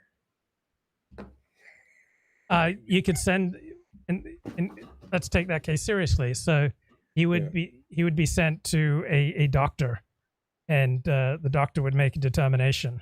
And so I don't think any doctor would say, he can't play football anymore because of a wheat allergy. So therefore, he would then be breaking the terms of the contract. Also, in all contracts, there's like a morals clause. If you do anything to embarrass the organization, you can be dismissed without any further payout. Really? Yeah. So they take it that seriously. So a big politically incorrect embarrassment could cost you your career in a big way. Wow. Yep. There was Australia's top rugby player. He made some post on Instagram quoting, all he did was quote the Bible. And it said, these people won't make it to the kingdom of heaven, adulterers, and a long list of people, and then homosexuals was one of them.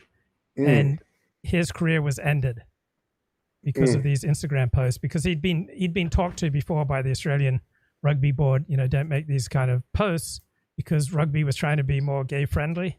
And so he got into a lot of trouble. His career was ended.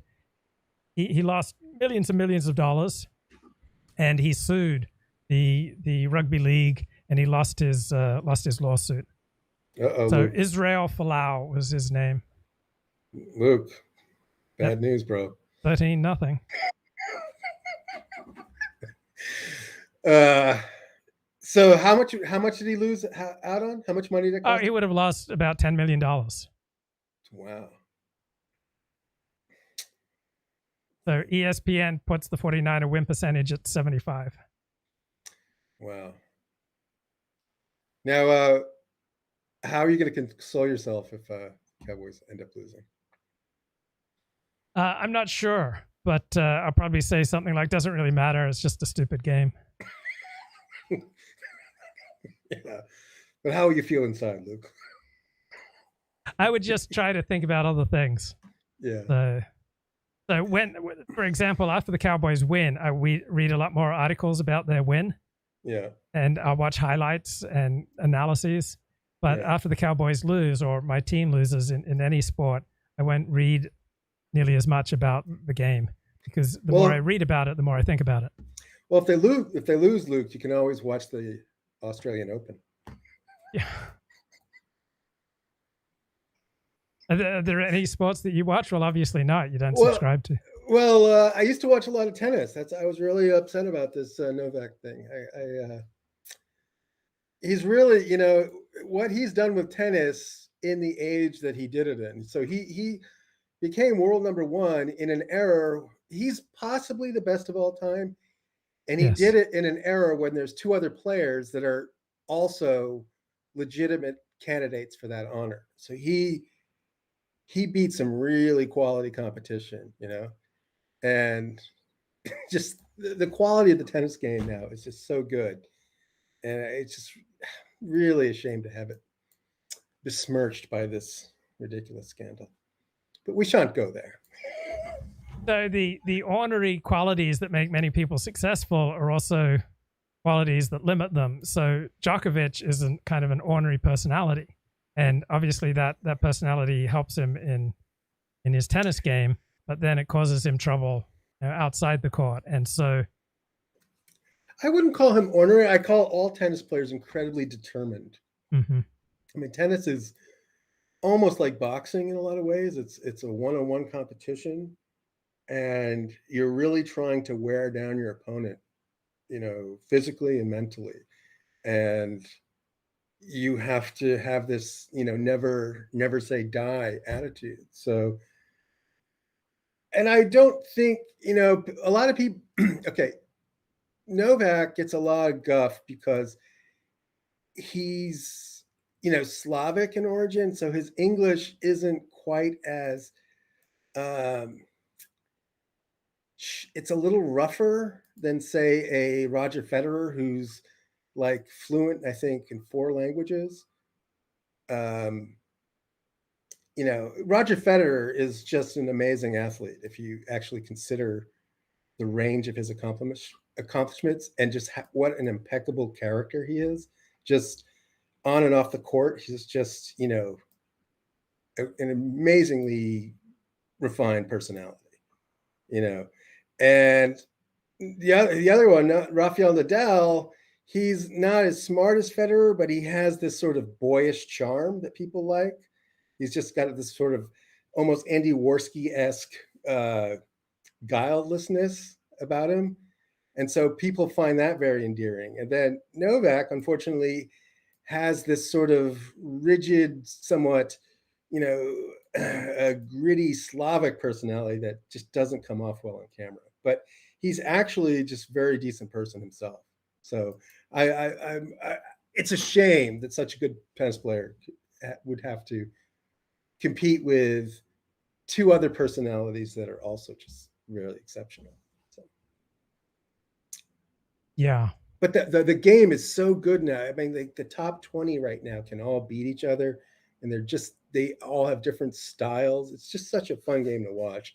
But if I started watching tennis, I'd have no free time. Yeah. Yeah. It's a do you have a favorite, a person that you root for? Well, I like this Russian Daniel. I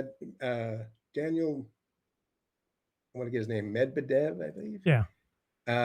He's, I think, he's fun to watch, and he's also got a very good sense of humor. So I enjoy him. But there's also these. There's a. I think he's Australian or part Abo. What's his name? Nick Kyrgios. Oh, Kyrgios? Okay. Yeah. You've heard the name? Yeah. I don't know if he's part Aboriginal or not. I think but so. He has got some showmanship in his game that is just outstanding. When he's on, he not only wins, but he wins with a certain panache that just is amazing to see. So, but go ahead. Well, I think he's actually just come out and confessed that he's sort of suffering with sex addiction. So, does Nadal play a serve and volley game, or is he more of a baseline player? Well, Nadal is probably the best clay court player.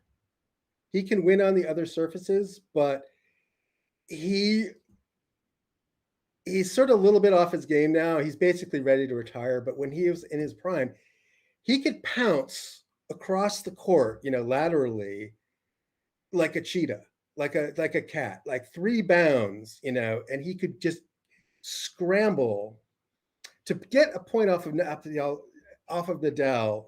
Nobody tried harder than Nadal. He really fought for every single point, no matter what the score. And he was just so quick and agile laterally. He played and then he played with a very physical style, like a lot of topspin, and so he would just come up with some really amazing shots. So he's probably the most physically built of any tennis player I can think of. I mean, he's the most physically powerful. I would say so. Yeah, in a certain big muscles. Yeah, but muscles throughout his body, not just certain. Just this sort of scrappy, white. I don't know what the right word is, but sort of like a cat is built. This sort of punchy, explosive power to his his tennis. So And just the physical endurance. He just, I don't know. So he mainly plays the baseline. He doesn't come to the net very much. Yeah, he is primarily a baseliner. That's right. And he will wear you down. So his ball hits with so much spin that it's exhausting to return. It saps the energy out of your stroke when you try to hit it back. So you have to absorb all of the pace, all the oh, here we go, Luke. Here we go. On the board, Luke. On the board. Touchdown, Cowboys. What's the percent, Luke? And you saw on that drive that the Cowboys were bullying the 49ers for the first time because they drove down the field on the basis of their running game. Yeah. And so that when one possession game, Luke. Yeah, when your offensive line can bully the other team, that has an effect on your overall team. Like he was wide really open, good. Luke. Wide open. I could have caught that, Luke. So I don't know. Yeah, Nadal, but Novak never makes mistakes. Like never.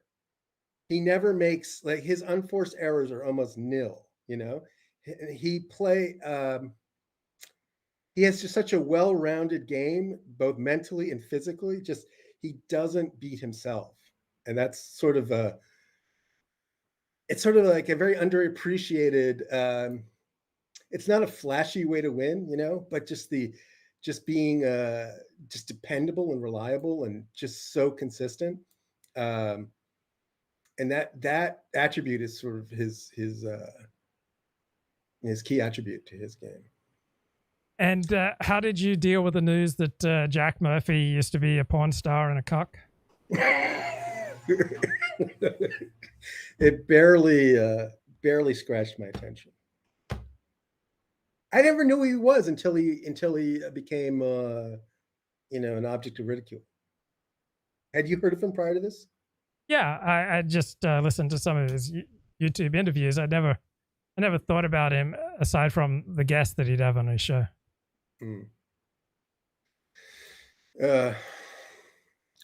What about what's going on with Jen's show? I haven't been tuning in. That show sort of comes on when I'm winding down. So I guess she substituted Duvid for you. Yeah, Duvid cucked me on that show. That's for sure. Well, the three of us used to be on, and Duvid would be one of the panelists, and Duvid I would talk to Duvid, and I would ask him a question, and he would just answer a different question. Yes. Yes. And I thought this was like a one-off, a two-off, a three-off thing. And then it appeared to be some sort of strategy he was using. I mean, he was really trying to just elbow me out, and he succeeded. So it was very, very frustrating. But then I realized what the stakes actually were, and it sort of put it in perspective. So how are the mushrooms going for you? I haven't done mushrooms since the summertime. I keep planning to, but now I don't know if this is a consequence of the initial mushrooms, but I just went on this whole sort of root and branch reorganization of my apartment, and it's sort of dragged on because there's always new things to do. Once you start cleaning and organizing, you notice this curtain I have in the back here? Oh, very classy. So I put that there because on the other side of this curtain is just a bunch of garbage that I don't want to look at, that needs to be sorted through and thrown away and filed away and all that kind of stuff. So I'm nearly done, but so I haven't done mushrooms in a long time, but it's sort of forced this exhumation of all sorts of long forgotten, long postponed, long avoided tasks that needed to be done. And I'm now doing them. I'm churning through them, and I can actually see the end of the light at the end of the tunnel. And it's just a really good feeling. So I can't necessarily say that this couldn't have happened without mushrooms, but it certainly seemed to be a catalyst. And what about marijuana? Have you done much dope? I I smoked pot maybe 4 years ago, but I've been doing CBD tactically. Are you doing the CBD that's got the stuff that makes you high? TC? Is it TH? I don't think so. I don't think it is okay. THC, but it does Yeah, give me a certain like a wave of relaxation. Yeah. I do CBD as well. So do you consider that marijuana use? No, because it doesn't have any THC in it, at least what I'm doing. So just helps me sleep. Yeah, I'm really like, it's not, like I said, when I feel like on a conference call or something and I'd rather not be there and the stress is really mounting up and me wanting to get off the phone. I use CBD to sort of just calm me down, just to get me through the end of the call without an embarrassing emotional outburst. That's what how I about use crack? You ever use crack for that? I've never used crack. I don't think I've ever seen crack. What about coke?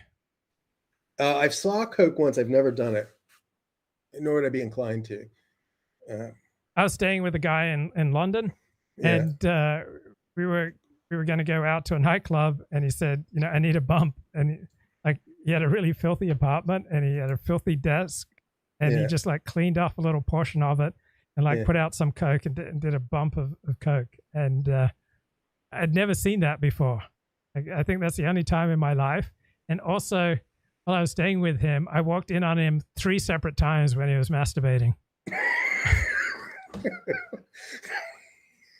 Do you tie so those two things associate? Do you tie those two together? I mean, I don't think I've ever walked in on a guy masturbating, and I can't say that I have either. No, I've never. And have. it's not really something you want to walk in on. No, it's not. Oh fuck! I just broke my. That happens to me. I'm always busting my my grip things. Always breaking them. I'm just too powerful. Oh, quarterback's down. He's wincing, Luke. Did you see that? Yeah. He got hit. Uh-oh. I think the scales are turning, Luke. Yeah, well, the Cowboys have to feel better. They got a touchdown, and then they're doing better on defense. It's another field goal, though. Uh-oh. This guy's gold. Is he money, though? His name is Gold. Got a nice gold helmet. Oh, no. So he kicks 52-year-old. Oh, no. Okay, Luke, what's the percentage? Okay. So once I saw a guy, I didn't know him. He was sort of a guest of a friend. And he just spilled out some cocaine and put it on the kitchen table and just snorted it right in front of me. I was completely scandalized by this. I grew up in the country, Luke. I'm a country boy. These big city vices are still, they still. So if you could make a living in the country, would you move to the country?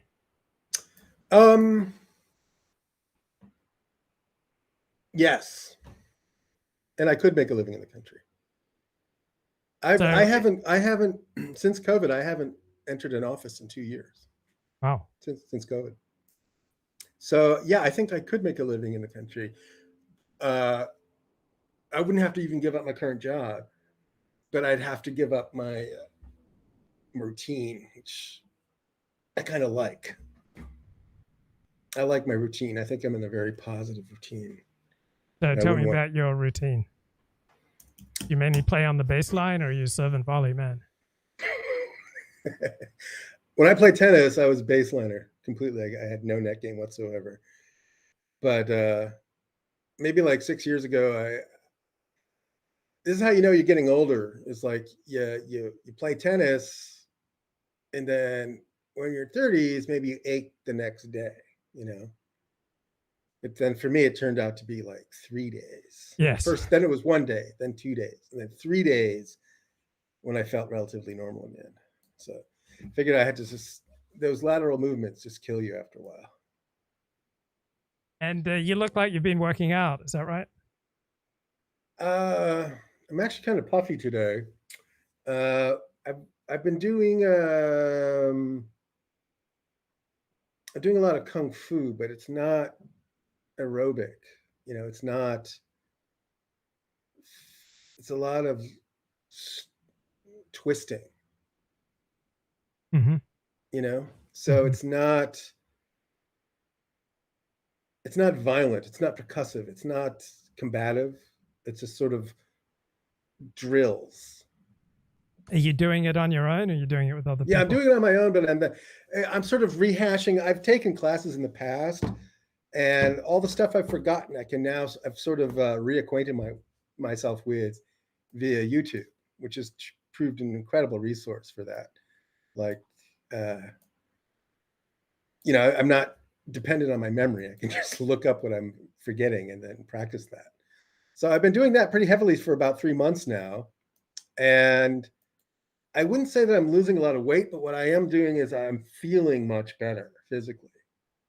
So like aches and pains and stiffness, I'm really getting a handle on that. And I'm feeling like I'm on a good sustainable trajectory. That's not like, I don't feel tired after one of these workouts. I feel relaxed. Right. Mm-hmm. So it's like a different philosophy. I'm not trying to build anything. I'm basically trying to calm down. Could you show us some of your judo moves that you've been learning? I could. I'd love to see that. Will I? Not in this. I'll make a video and I'll post it. But I did like an hour and a half this morning. Wow. I was very proud of myself. But I picked up this as the swimming has tapered off for the winter, and I'm gonna have to figure out how to do swimming in such a way that it doesn't thoroughly exhaust me. Like, so you did a lot of swimming when you were in Australia, right? Yeah, I lost about 10 pounds. Now, do you attribute that all to swimming, or no? I was walking like over 10 miles a day, many days. So how would you say the swimming affected you? Well, I remember my first day there. The first day there, I went swimming at the Clavelli beach, and I was given a snorkel by my sister. And I'm not sure I've been snorkeling before, and so I get out there with the snorkel. I just run out of breath. I don't know how to use it, or I'm just so out of shape. I'm just out of breath, and I'm like ripping the snorkel mask off and just breathing, or then like furiously paddling over to the side, standing on a rock, and I was just out of breath. So often the first few weeks swimming in Australia, I'd go out there into the ocean and I'd start body surfing, and on days where there were big waves, like I'd ride a wave, and then I'd come up after being smacked around by the wave, and I come up gasping for breath, and then another wave comes over me. I have to, duck down. I get tumbled around, come back up, and then there's another wave that's coming. It was embarrassing. How out of shape I was. But people noticed I got much healthier as the vacation extended. Now, did you find out you spit up a lot of phlegm during one of these episodes? Yeah, I was spitting and blowing my nose, the whole 2 months in the ocean. Like I was always swallowing water and spitting, and I was disgusting because I could notice, I was constantly spitting, and I don't notice other people in the ocean, constantly spitting and blowing their nose. But okay, so I went through a similar process, and I felt like I was really like, really cleaning out my lungs in a really good, positive way. Though I felt it was, yes, it's disgusting and everything, but it was ultimately, I came through the other side of it feeling much better. Yeah. So you have to sort of adapt to the ocean. Like, when you're in ocean water, life evolved in the ocean. So it's a very natural state. It's a very familiar state to be in biologically. Even if you're a land dweller, your electrolyte balance is very highly compatible with ocean salinity. So it's a very relaxing place for your body to be. Well, when I was so sore because I was doing all this exercise, including things I haven't done in years, like bowling. I went bowling, and then I couldn't believe how sore my legs were. So I was getting really sore, and people would tell me, "Oh, go swimming. It's a good way to work out the sore muscles." But that didn't really work out. What I had to frequently do is take a day or 2 days off any exercise. And then I'd start to recover, but I forgot to bring my activator. I didn't bring my flex bar, like all my little tools to keep myself tuned up to get rid of ultra tight muscles. But I had to often take a day off or sometimes 2 days off, and I think it was about 5 or 6 weeks in that finally I wasn't sore anymore. But I just couldn't believe how out of shape I was the first time I got in the ocean, and I was like, gasping for breath when. And it took me 5 or 6 weeks in the ocean before I wasn't constantly gasping for breath. Well, did you get to the point where you're doing actual laps, or is that you're just body surfing? I did some laps. What I like to do is like just dive down and swim as far as I can, holding my breath. Oh yeah, that'll get you gasping for sure. And then, or I would just swim as fast as I can, using.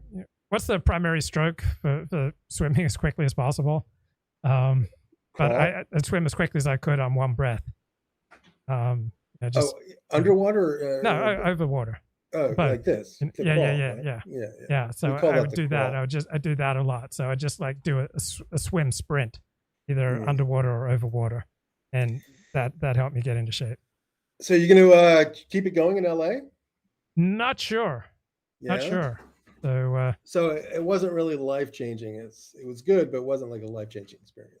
I don't know. It's too early to see, but I definitely feel the temptation to stay inside more in LA.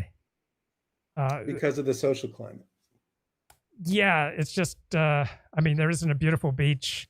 Ooh, right through his hands. You see that, Luke? Oh, no. Right through his hands. Unbelievable. Yeah. I feel like Caesar now, Luke. I feel great. Yes, because you get to see the game 15 seconds before I do. No, it just the utter dominance that San Francisco's inflicted. I feel like, all right. Yeah. So how about you? How much time do you spend, inside your place? A lot. Too much. Yeah. Way too much. But I do make a point of going out every single day. Right. But yeah, I used to kind of breezing through the neighborhoods, just kind of ambling through, and all the sort of more picturesque neighborhoods. I don't go there anymore because they're just because of all the, the feces. Well, we've never had that in Beverly Hills, so yeah. I don't recall any unpleasant experiences in my 27 years in or by Beverly Hills. Like there are virtually no homeless, no ranting crazy people. There no smash and grab. So there's no smash and grabs in there were. Oh, look at that! There you go, Luke. First down. There were during the initial reckoning after George Floyd, but it's a very rare occurrence in Beverly Hills. Okay, because they're now. They're just. It's really a thing now. I think word's gotten out, and it's attracted more. Because the number of posts that I see. Are you a member of Nextdoor? Yes.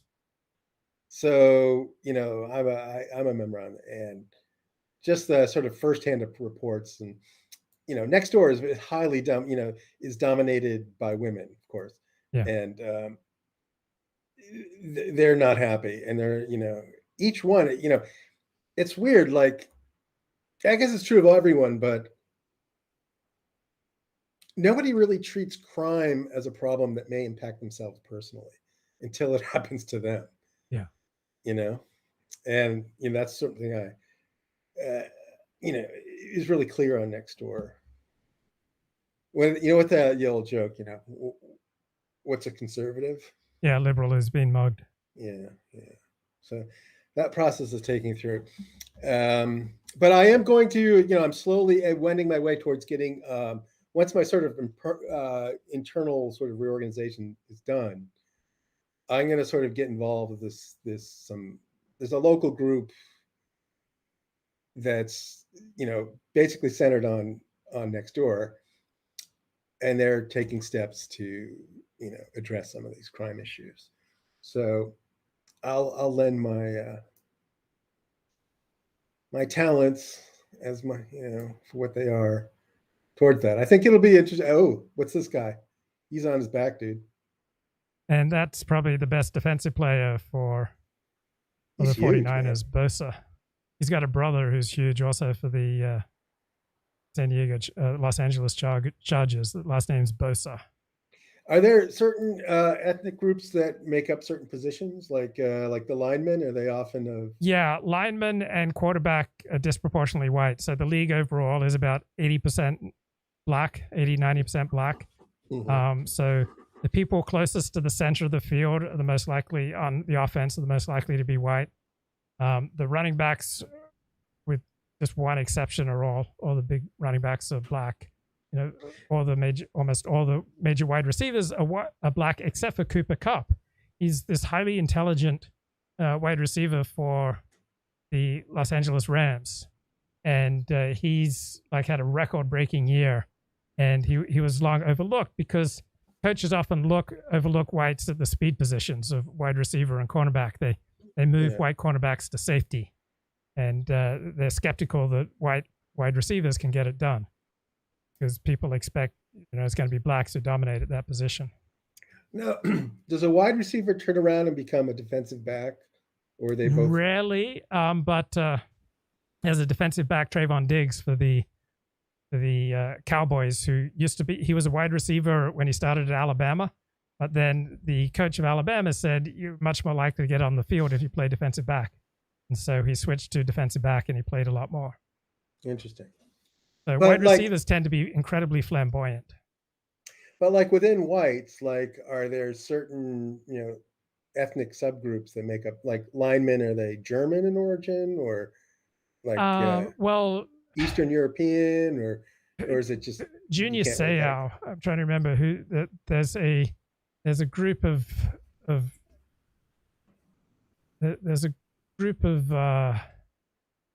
there's an island where a lot of disproportionate Samoa. Samoa. So Junior Seau is Samoan. So Samoans a disproportionate number of the of linemen, particularly disruptive defensive players. Okay. Now he committed suicide. He used to be in the Patriots.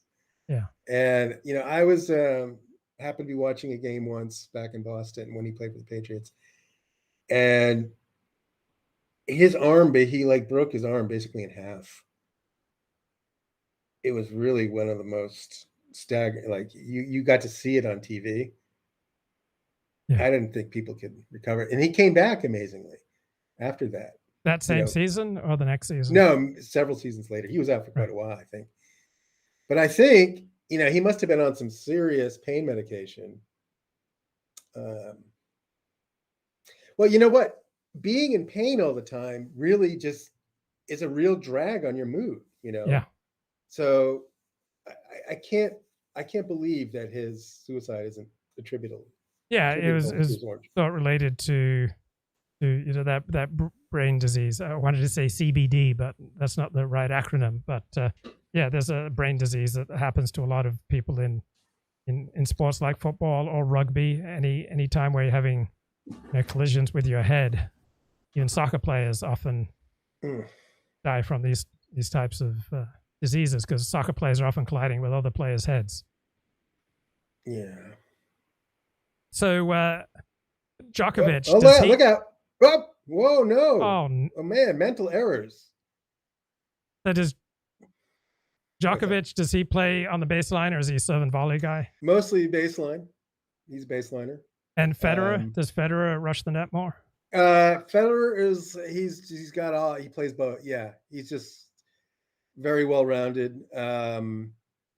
They say Federer's got the best tennis brain, just strategic shot selection. Like he just, these tennis players at that level, they think in combinations of shots. I'm going to slice a bunch of times here, loosen them up, and then I'm going to turn them around here. This shot selection is a art, and so to that end, that's where like tennis IQ, can be the difference. So Mickey Cal says any white guy Democrat will beat Trump in 2024, and I think he's probably right. What do you think? Oh, it seems like we're so early in the game. I don't think Trump is the best move here. I think Trump he's got to find a way to sort of go off into the sunset. It's just, yeah. I mean, I wouldn't say. I think well, there's a lot of antipathy towards the Democrats. I mean, they're really going to get pounded. I don't see how it doesn't happen. But whether that carries through to 2024, I don't know. Who do the Democrats have? Joe Biden. No, but in 2024? You don't think he's going to run again? No, of course not. He won't make it. I really don't think he finishes his term. I think he's much older. I think he's much more feeble than you do. There's been no State of the Union. When isn't the State of the Union does not usually happen by now? No, it's at the end of January. Oh, really? Okay. You're looking forward to it? Oh, yeah, appointment viewing. But it's a nail biter. I mean, you have to wonder if he's going to make such I don't. Do you think he gets through this without an embarrassing gaffe? Oh, the State of the Union, yeah, because he just reads it. It's when he speaks spontaneously that he gets in trouble. Yeah. I don't know if he can do that. I think there's just times when he's down. Like, this happens to me, Luke. Like, there's certain hours of the day where I just need to crash. I need to relax. I can't think clearly. So when are you sharpest? Early in the morning. First thing in the morning. And then do you get a bump at any point during the day? A bump? No, I start strong and then I just tail off. It's like a straight arrow. It's like a ski slope down. You don't tend to get up that early. So what time do you normally get up? It varies a little bit, but on the weekends it'll be a little later, but during the week, 6:30. Okay, and then what time do you normally start working? 7. 7. Yeah. Like I said, I have to get it. I have to do all of my hard work immediately, otherwise I'll never do it. Yeah, I find I get a bump after I eat. So even after lunch and after dinner, I always get a bump of energy, and often I can tackle tasks that look too forbidding to me when I'm hungry after I eat. Do you experience that? I think I get the opposite. I get like a crash. I sort of. I have to actually I had to stop eating substantial lunches and just have very minor snacks for lunch because the digestion would slow my brain. That would slow me down completely, and I wouldn't be able to think. I assume that's because you're eating a lot of carbs. I do eat carbs. I wouldn't say a lot of carbs, but like if I had like a grilled cheese sandwich, it's that would be enough to slow me down. See, my digestion really isn't that strong. So maybe you have a stronger digestion and you actually get energy from your food. To me, it's a burden. Well, as long as I don't eat too much, and as long as it's got a substantial amount of fat and protein, then I get a bump from a meal. But I notice a lot of people, they are less efficient. They feel sleepy, and they just think more slowly after a meal. And I just almost never have that unless I eat an absurd amount, or unless I eat mainly carbs, which I virtually never do.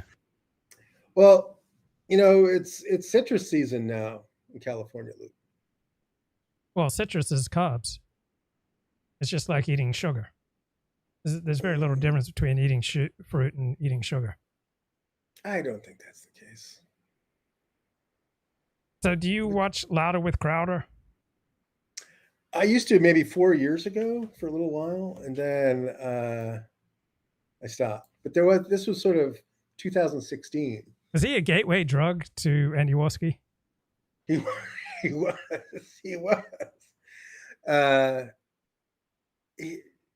Crowder used to have this sidekick called Not Gay Jared.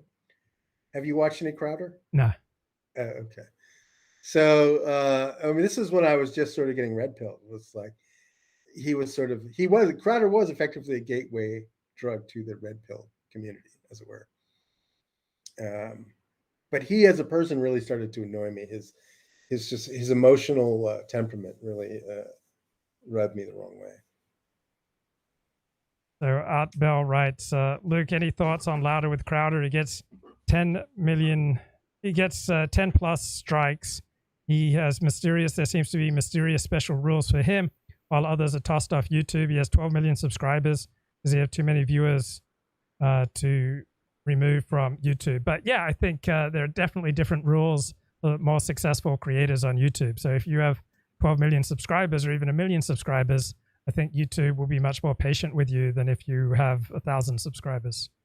Any thoughts? Well, I just happened to hear that I was listening to some comedians, and they mentioned Crowder, and they said he's been demonetized. Though I think if what they were saying is correct, he's currently demonetized, and this represents a giant amount of income for him that he's no longer getting. So, and he has like a staff, pretty substantial staff of people creating content. So, I mean, he's in trouble. Why did you bring up Crowder? I'm just curious. Art Bell just asked me that in the chat. Okay. Yeah. Any thoughts? So yeah, I think when you're more successful, you do often get rules bent for you. So, but so he's still online, but he's just not. He's still on YouTube. He did get demonetized, but I think they remonetized him. Did he get demonetized again? Toast, right? I'm sorry? He's not even alt-light. He's just a kind of normie conservative. He's not really that edgy, Yeah. I mean, I think he was on Fox News briefly. Yeah. And he stays, well inside the boundaries around racial stuff. So I wonder what they actually got him on. Or Greg Gutfeld, I think, is pretty smart, pretty funny. He's, I think, increasingly popular with his late night show. He's the new king of comedy. He often outdraws network comedy at 11:30 p.m. What do you think of Greg Gutfeld? I see his clips on YouTube. The replays. I think he's very funny. With that said, I'm consuming a whole lot less news than I used to. Is that because it's so depressing? No, I guess I really tune in because of the election year. Mm-hmm. I'll start tuning in maybe a few months prior to the election. But the regular the regular sort of culture war stuff, I don't know. It just seems too repetitive. It just doesn't get me going anymore. Do you? Well, I still subscribe, and every day in Australia, I'd read the LA Times, the New York Times, the Washington Post, Wall Street Journal, and the Athletic, in addition to the ABC, which is the public broadcaster in Australia. I'd read their website every day, in the Sydney Morning Herald. So yeah, I still follow the news. You do all of those? Yeah. So I'd be driving through, rural Australia, and I'd still be reading the Washington Post, Wall Street Journal. What, having it like on speaker or something? Or no, I'm reading. So reading while you're driving, Luke? No, I'm not driving. So we would be driving, meaning someone else would be driving. I'd be the passenger, and I'd just scroll on my phone through all the major newspapers. Hey, now, I'm not reading every article. I'm finding one or two articles usually on each publication that I want to read. What do you think about this like astral background I've got going on here? This light, this shaft of light that's beaming down on me. I just noticed this. Yeah, it's very powerful. Are you having a spiritual experience? Yeah, I feel like I'm having a spiritual experience right now. Do you feel like it's really God just speaking coming through you? The voice of God is coming through me. Yeah. So at halftime, Luke, what do you think, bro? Well, I'd say the 49ers have about a 70% chance of winning the game, but let's get the official analysis from ESPN. Yep, they got win percentage 67% for the 49ers. Okay, I'm not confident. I'm really not confident. I'm surprised how fast these football games move, Lou. Oh, because you've got such scintillating company. Yeah. Now I remember, like, when I was a kid, like a 2-hour, 3-hour football game seemed like an eternity. Well, it's like anything. If you walk a mile on your own, it's kind of irksome. But you can walk 5 miles with friends, and it just goes by like that. True. I'm not. Okay, this game has gone particularly quick, but right now, like a 2-hour, like 2 hours, it goes by like 20 minutes when I was a kid. Like 20 minutes when I was a kid, it was like 2 hours now. The amount of like, you know what I'm trying to say? The perception of the time passing. Mm-hmm. Like, when I'm young, I wake up and all these different events, they feel like, a whole week's worth of events. But today now, like, I can just sort of turn around and it's lunchtime. Yeah. Well, when you're doing the same thing, then life just slips by. So that's why when I traveled, I created a lot more intense experiences. I had like a euphoric 2 months because pretty much every day I was doing new things. So that's the importance of getting out of routine, because when you're just in a routine, then the days just slide by. So have you done any thinking about what you're finding? Yes. I'm planning to journal every day. Why do I live in LA? Yeah. And come up with reasons, because I'm wondering, like, major reason I live in LA is because there's so much Orthodox Judaism here. But am I getting out there and taking advantage of it? Or if I say, I live in LA because of my friends, and then, I list off my friends, well then, when did I last see them? Or if I say, I live in LA because of the beach, well, when did I last go to the beach? I don't think I've been swimming in the ocean in Southern California for 10 years. So I feel like I want to confront myself, like, why do I live in LA? Journal on it, write down the reasons, and then see if I'm actually living them out, because it's just so easy, particularly with the crime wave that's hit California, to just stay inside. Now, if you were to go to Australia, how thick would you say your social network is? You got your family, but then beyond your family. Well, I had a great time at the synagogues I attended in Australia. Okay. So I got to know people there. I went bowling with Jews from the synagogue. I had meals with Jews. There are Jews in Sydney who know me from my live streams and from my blog. So I was able to connect with them. And then someone who reads my blog, contacted a rabbi in Sydney who then reached out to me and said, hey, if you need anything. So I've got, and then there are a lot of people I grew up with. I grew up 2 hours drive from Sydney, 90 minutes drive from Sydney. So people that I grew up with, including my best friend in childhood, or my two best friends in childhood, they both live in Sydney. So. Okay. What I'm saying is like economic network, like of your contacts in Sydney, none have offered me a job. So. No, but could you find a job through them? Well, it hasn't worked out, because from about my first day in Australia, I suddenly realized, hey, I want to live here. So I've, sent my resume out. I talked to a lot of people about, I wanted to move to Sydney. I was sharing my resume and sharing, different types of work that I'd like to do.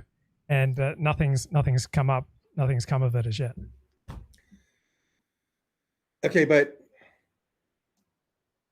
Okay, so you did actively make explorations while you were there? Yes.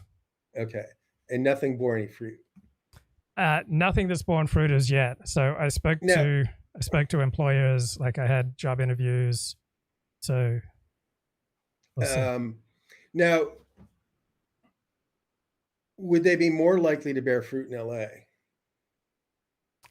Probably, because I've lived here for the last 27 years. So I've got a wider social network here, and I'm more familiar with the mores, and I think it's a lot easier when you've lived in a place 27 years, as opposed to I've never lived in Sydney. I've only spent a total of of probably 2 months in Australia over the past 27 years. But okay, LA is a very competitive economy, right? But it sounds like Sydney is as well. Yes. It's not like you'd be going into a much smaller pond. Right. It could be just as large. And a lot of people tell me there's much more age discrimination in Australia. So I'm 55, I'm not 25. Yeah. So it's harder to get a job at 55 in Sydney than at 25. Did you ever think about just having like a little small business for yourself? Of course. I'm thinking about is that on the different table? options. Yes. Is it more appealing than like having a job? Well, actually, both have their advantages and their disadvantages. So there's nothing wrong with both having your own business and having a job. I think that's often a good idea. Right, but like, let's say 95% of people need to have a job. I think the percentage of the population that is suited to being entrepreneurial for their living to pay the rent is probably 5%. Okay, when I say business here, I'm not talking about opening a factory. I'm talking about some sort of online kind of, being an entrepreneur. And I think about 1 in 20 persons is cut out for that. But you got Duvet, right? Duvet could show you the ropes. Yeah. You've got an ace. You've got an ace in your pocket. Okay. All right. Well, I don't know. I'm just trying to explore the problem, It's the question, I guess what I would wonder is if you think the US, if you think LA is in for a rebound, then LA could be a great place to be because there's a lot, it seems like, the LA is a great place to be. I mean, I'm choosing between two great options. I went for a walk this morning in Beverly Hills, and it was beautiful. Like, I've never had a bad experience in Beverly Hills. It's safe, it's clean, the streets are wide, people are nice. So, like, I have a friend, a Jewish friend, who loves to golf, not because he necessarily loves golf so much, but he just loves being around people who are really polite. And so Beverly Hills is like one big golf club, and it's just, nice, pleasant, just makes you happy. Just makes me happy when I walk around in Beverly Hills. Now, do you talk about, have you worked your network local? Okay. So I used to listen to this career show up here, a local career show. It was pretty good, actually. And this guy would interview people about their career options and so forth. And, I would listen year after year after year before the era of podcasting came along. So, I did like the way this guy broke down problems and things. So, I know I often thought about having a career show on online, but, So I have a question in the chat, Luke. You're equating entrepreneurialism with what? Well, self-discipline would be one. A lot of people, they don't have the self-discipline to work on their own. So most people need an employer. Most people need a stable gig because most people lack the discipline and lack the initiative to go out and build a business. But what do you think? I'd say about 1 in 20 persons is cut out from getting their primary income from their own entrepreneurial ventures. What's your thought? I don't think the odds are that. I think it's probably more like 1 in 8. Okay. Well, 1 in 8 if your IQ is over 100. Yeah. Right. So, what's going on with all these flags, Luke? Yeah, Dallas Cowboys are a mess. What are they doing? Ball starting? All starting. I know, it's amazing. I know some of the hand symbols. So, have you ever talked to a career counselor? Like a career, they exist. No, I don't recall speaking to a career counselor. Would you consider it? Sure. Yeah. What if it costs a lot of money, like $300 or $400? It would depend. I'm not sure what it would depend on. I'm sorry? if he was well recommended, would you? I mean, I'm not necessarily recommending you do this because a lot of these, I think that there's probably a lot you can find on YouTube. But I mean, journaling is probably a really good idea, like to really get your thoughts out on a page so you can actually consider them objectively and so start questioning some of your assumptions. You know, because maybe some of the assumptions that you have are wrong and they're limiting. Yeah. Oh, look at this. Punting from the goal line. Almost blocked, Luke. Oh dear. Okay. Oh, Look roughing out. the punter. Oh, he's gonna run, I can tell. He's got mojo. No. What I know. I don't know. Another penalty. Who's it against? 49ers. Oh. Roughing the kicker? You can't even touch the kicker, right? That's considered roughing? Well, you can. There are various degrees. So the Cowboys get the ball back, so it was 4th and 20, but roughing the kicker will be 15 yards and a first down. So there's a light degree of roughing the kicker, and then there's a more heavy. All right, you saw the replay. Did that look like roughing the kicker? Yes, you can't run into the kicker. But if you just brush him, it's 5 yards. But if you don't allow his leg to land after he kicks the ball, that's 15. And so they get the ball back. Yep. That's a catastrophe. See what I mean? Turnover? Did I tell you? Yeah, see, that was effectively a turnover. Yeah. That wasn't what I was expecting, but effectively that's what it was, yeah.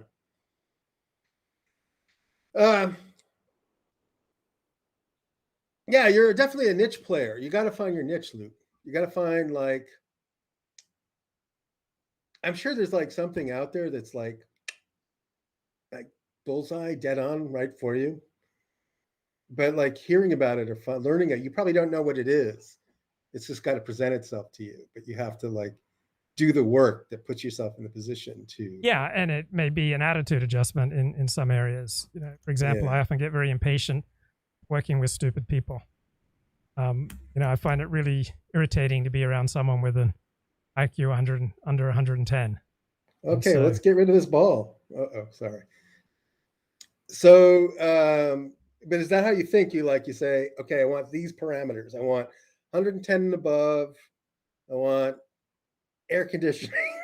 You know, like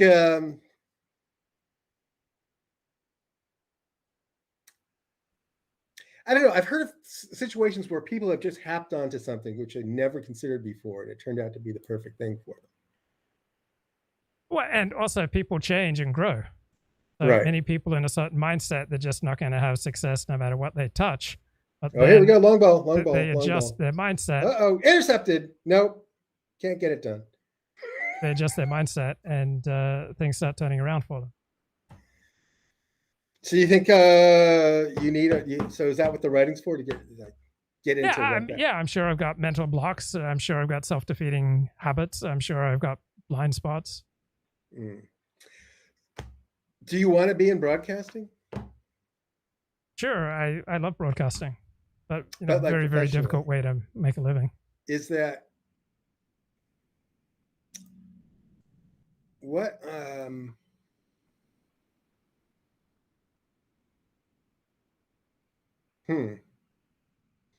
What about working for like a big corporation? What if there's like a big corporation? Let's say there's an Apple division down in LA or something, and they need a guy to just produce video content. You know, it's not necessarily glamorous, but like, you know, they need someone with your skills and it could pay like $200,000 a year. Yeah, of course I'd love something like that. So I'm not opposed to working for other people. I mean, I've often primarily made my living from working for myself, but there's a time and a place to work for others, or to do both, or to work for a large corporation or work for a small business. So I'm not opposed to any of those. Yeah. Okay. So,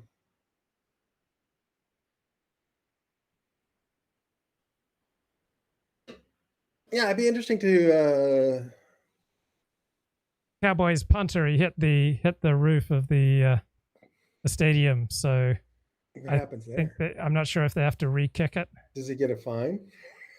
I think he gets a fine, but is that even possible to kick that high? I guess. Yeah, so. it is. So he hit the roof, and so he has to re-kick it now. It's the first time for everything. I've never seen that. There's a lot, like these big companies, a lot of money sloshes around with no regard for return on investment,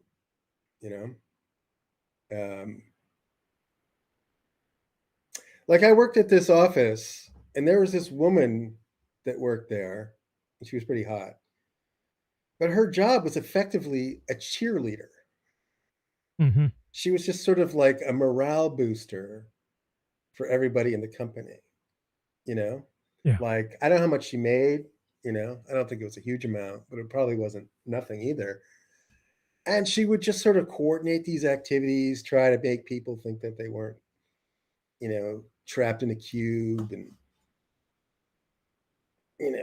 killing themselves, in a stupid office job. Could you do that, Luke? Could you be like, sure. Yeah. I don't know what the word for it is. It's not HR. It's like sort of like the court jester. Oh, have you watched that Netflix series Cheer? They follow a community college cheerleading program, and seems like all the guys on it are gay. Uh-huh. I was really shocked to find that but then they also follow a neighboring community college cheerleading team where the guys are straight. And so the straight guys don't want to smile. The straight guys don't want to be flamboyant. They just don't want to do athletic tricks. Yeah. But they don't want to be all shiny and flamboyant. So, yeah, it was interesting seeing the very different attitudes that the heterosexual guys versus the homosexual guys had to cheerleading. But would you be willing to be a corporate cheerleader? No. But I'm not as outgoing as you are, Luke. You're much more outgoing than I am. Yay, team! Hey, Jason, you're looking really sparkly today. No, you know what you do? She'd do things like she'd organize like little like juicing things. Like she would do like a afternoon juice bar for right. And no, I'm not saying this is okay. I'm not saying this specific job title is something good for you, but there's a lot of audio and video being produced now, right? Yep. So it seems like that's your wheelhouse. You should be able to monetize this. Yep. Okay, I think I'm gonna end this and just suffer through the all right, bro. End of the game. But was there anything else that you wanted to No, discuss today? I'm all tapped out too. Okay, man. All right, later. All right. Good to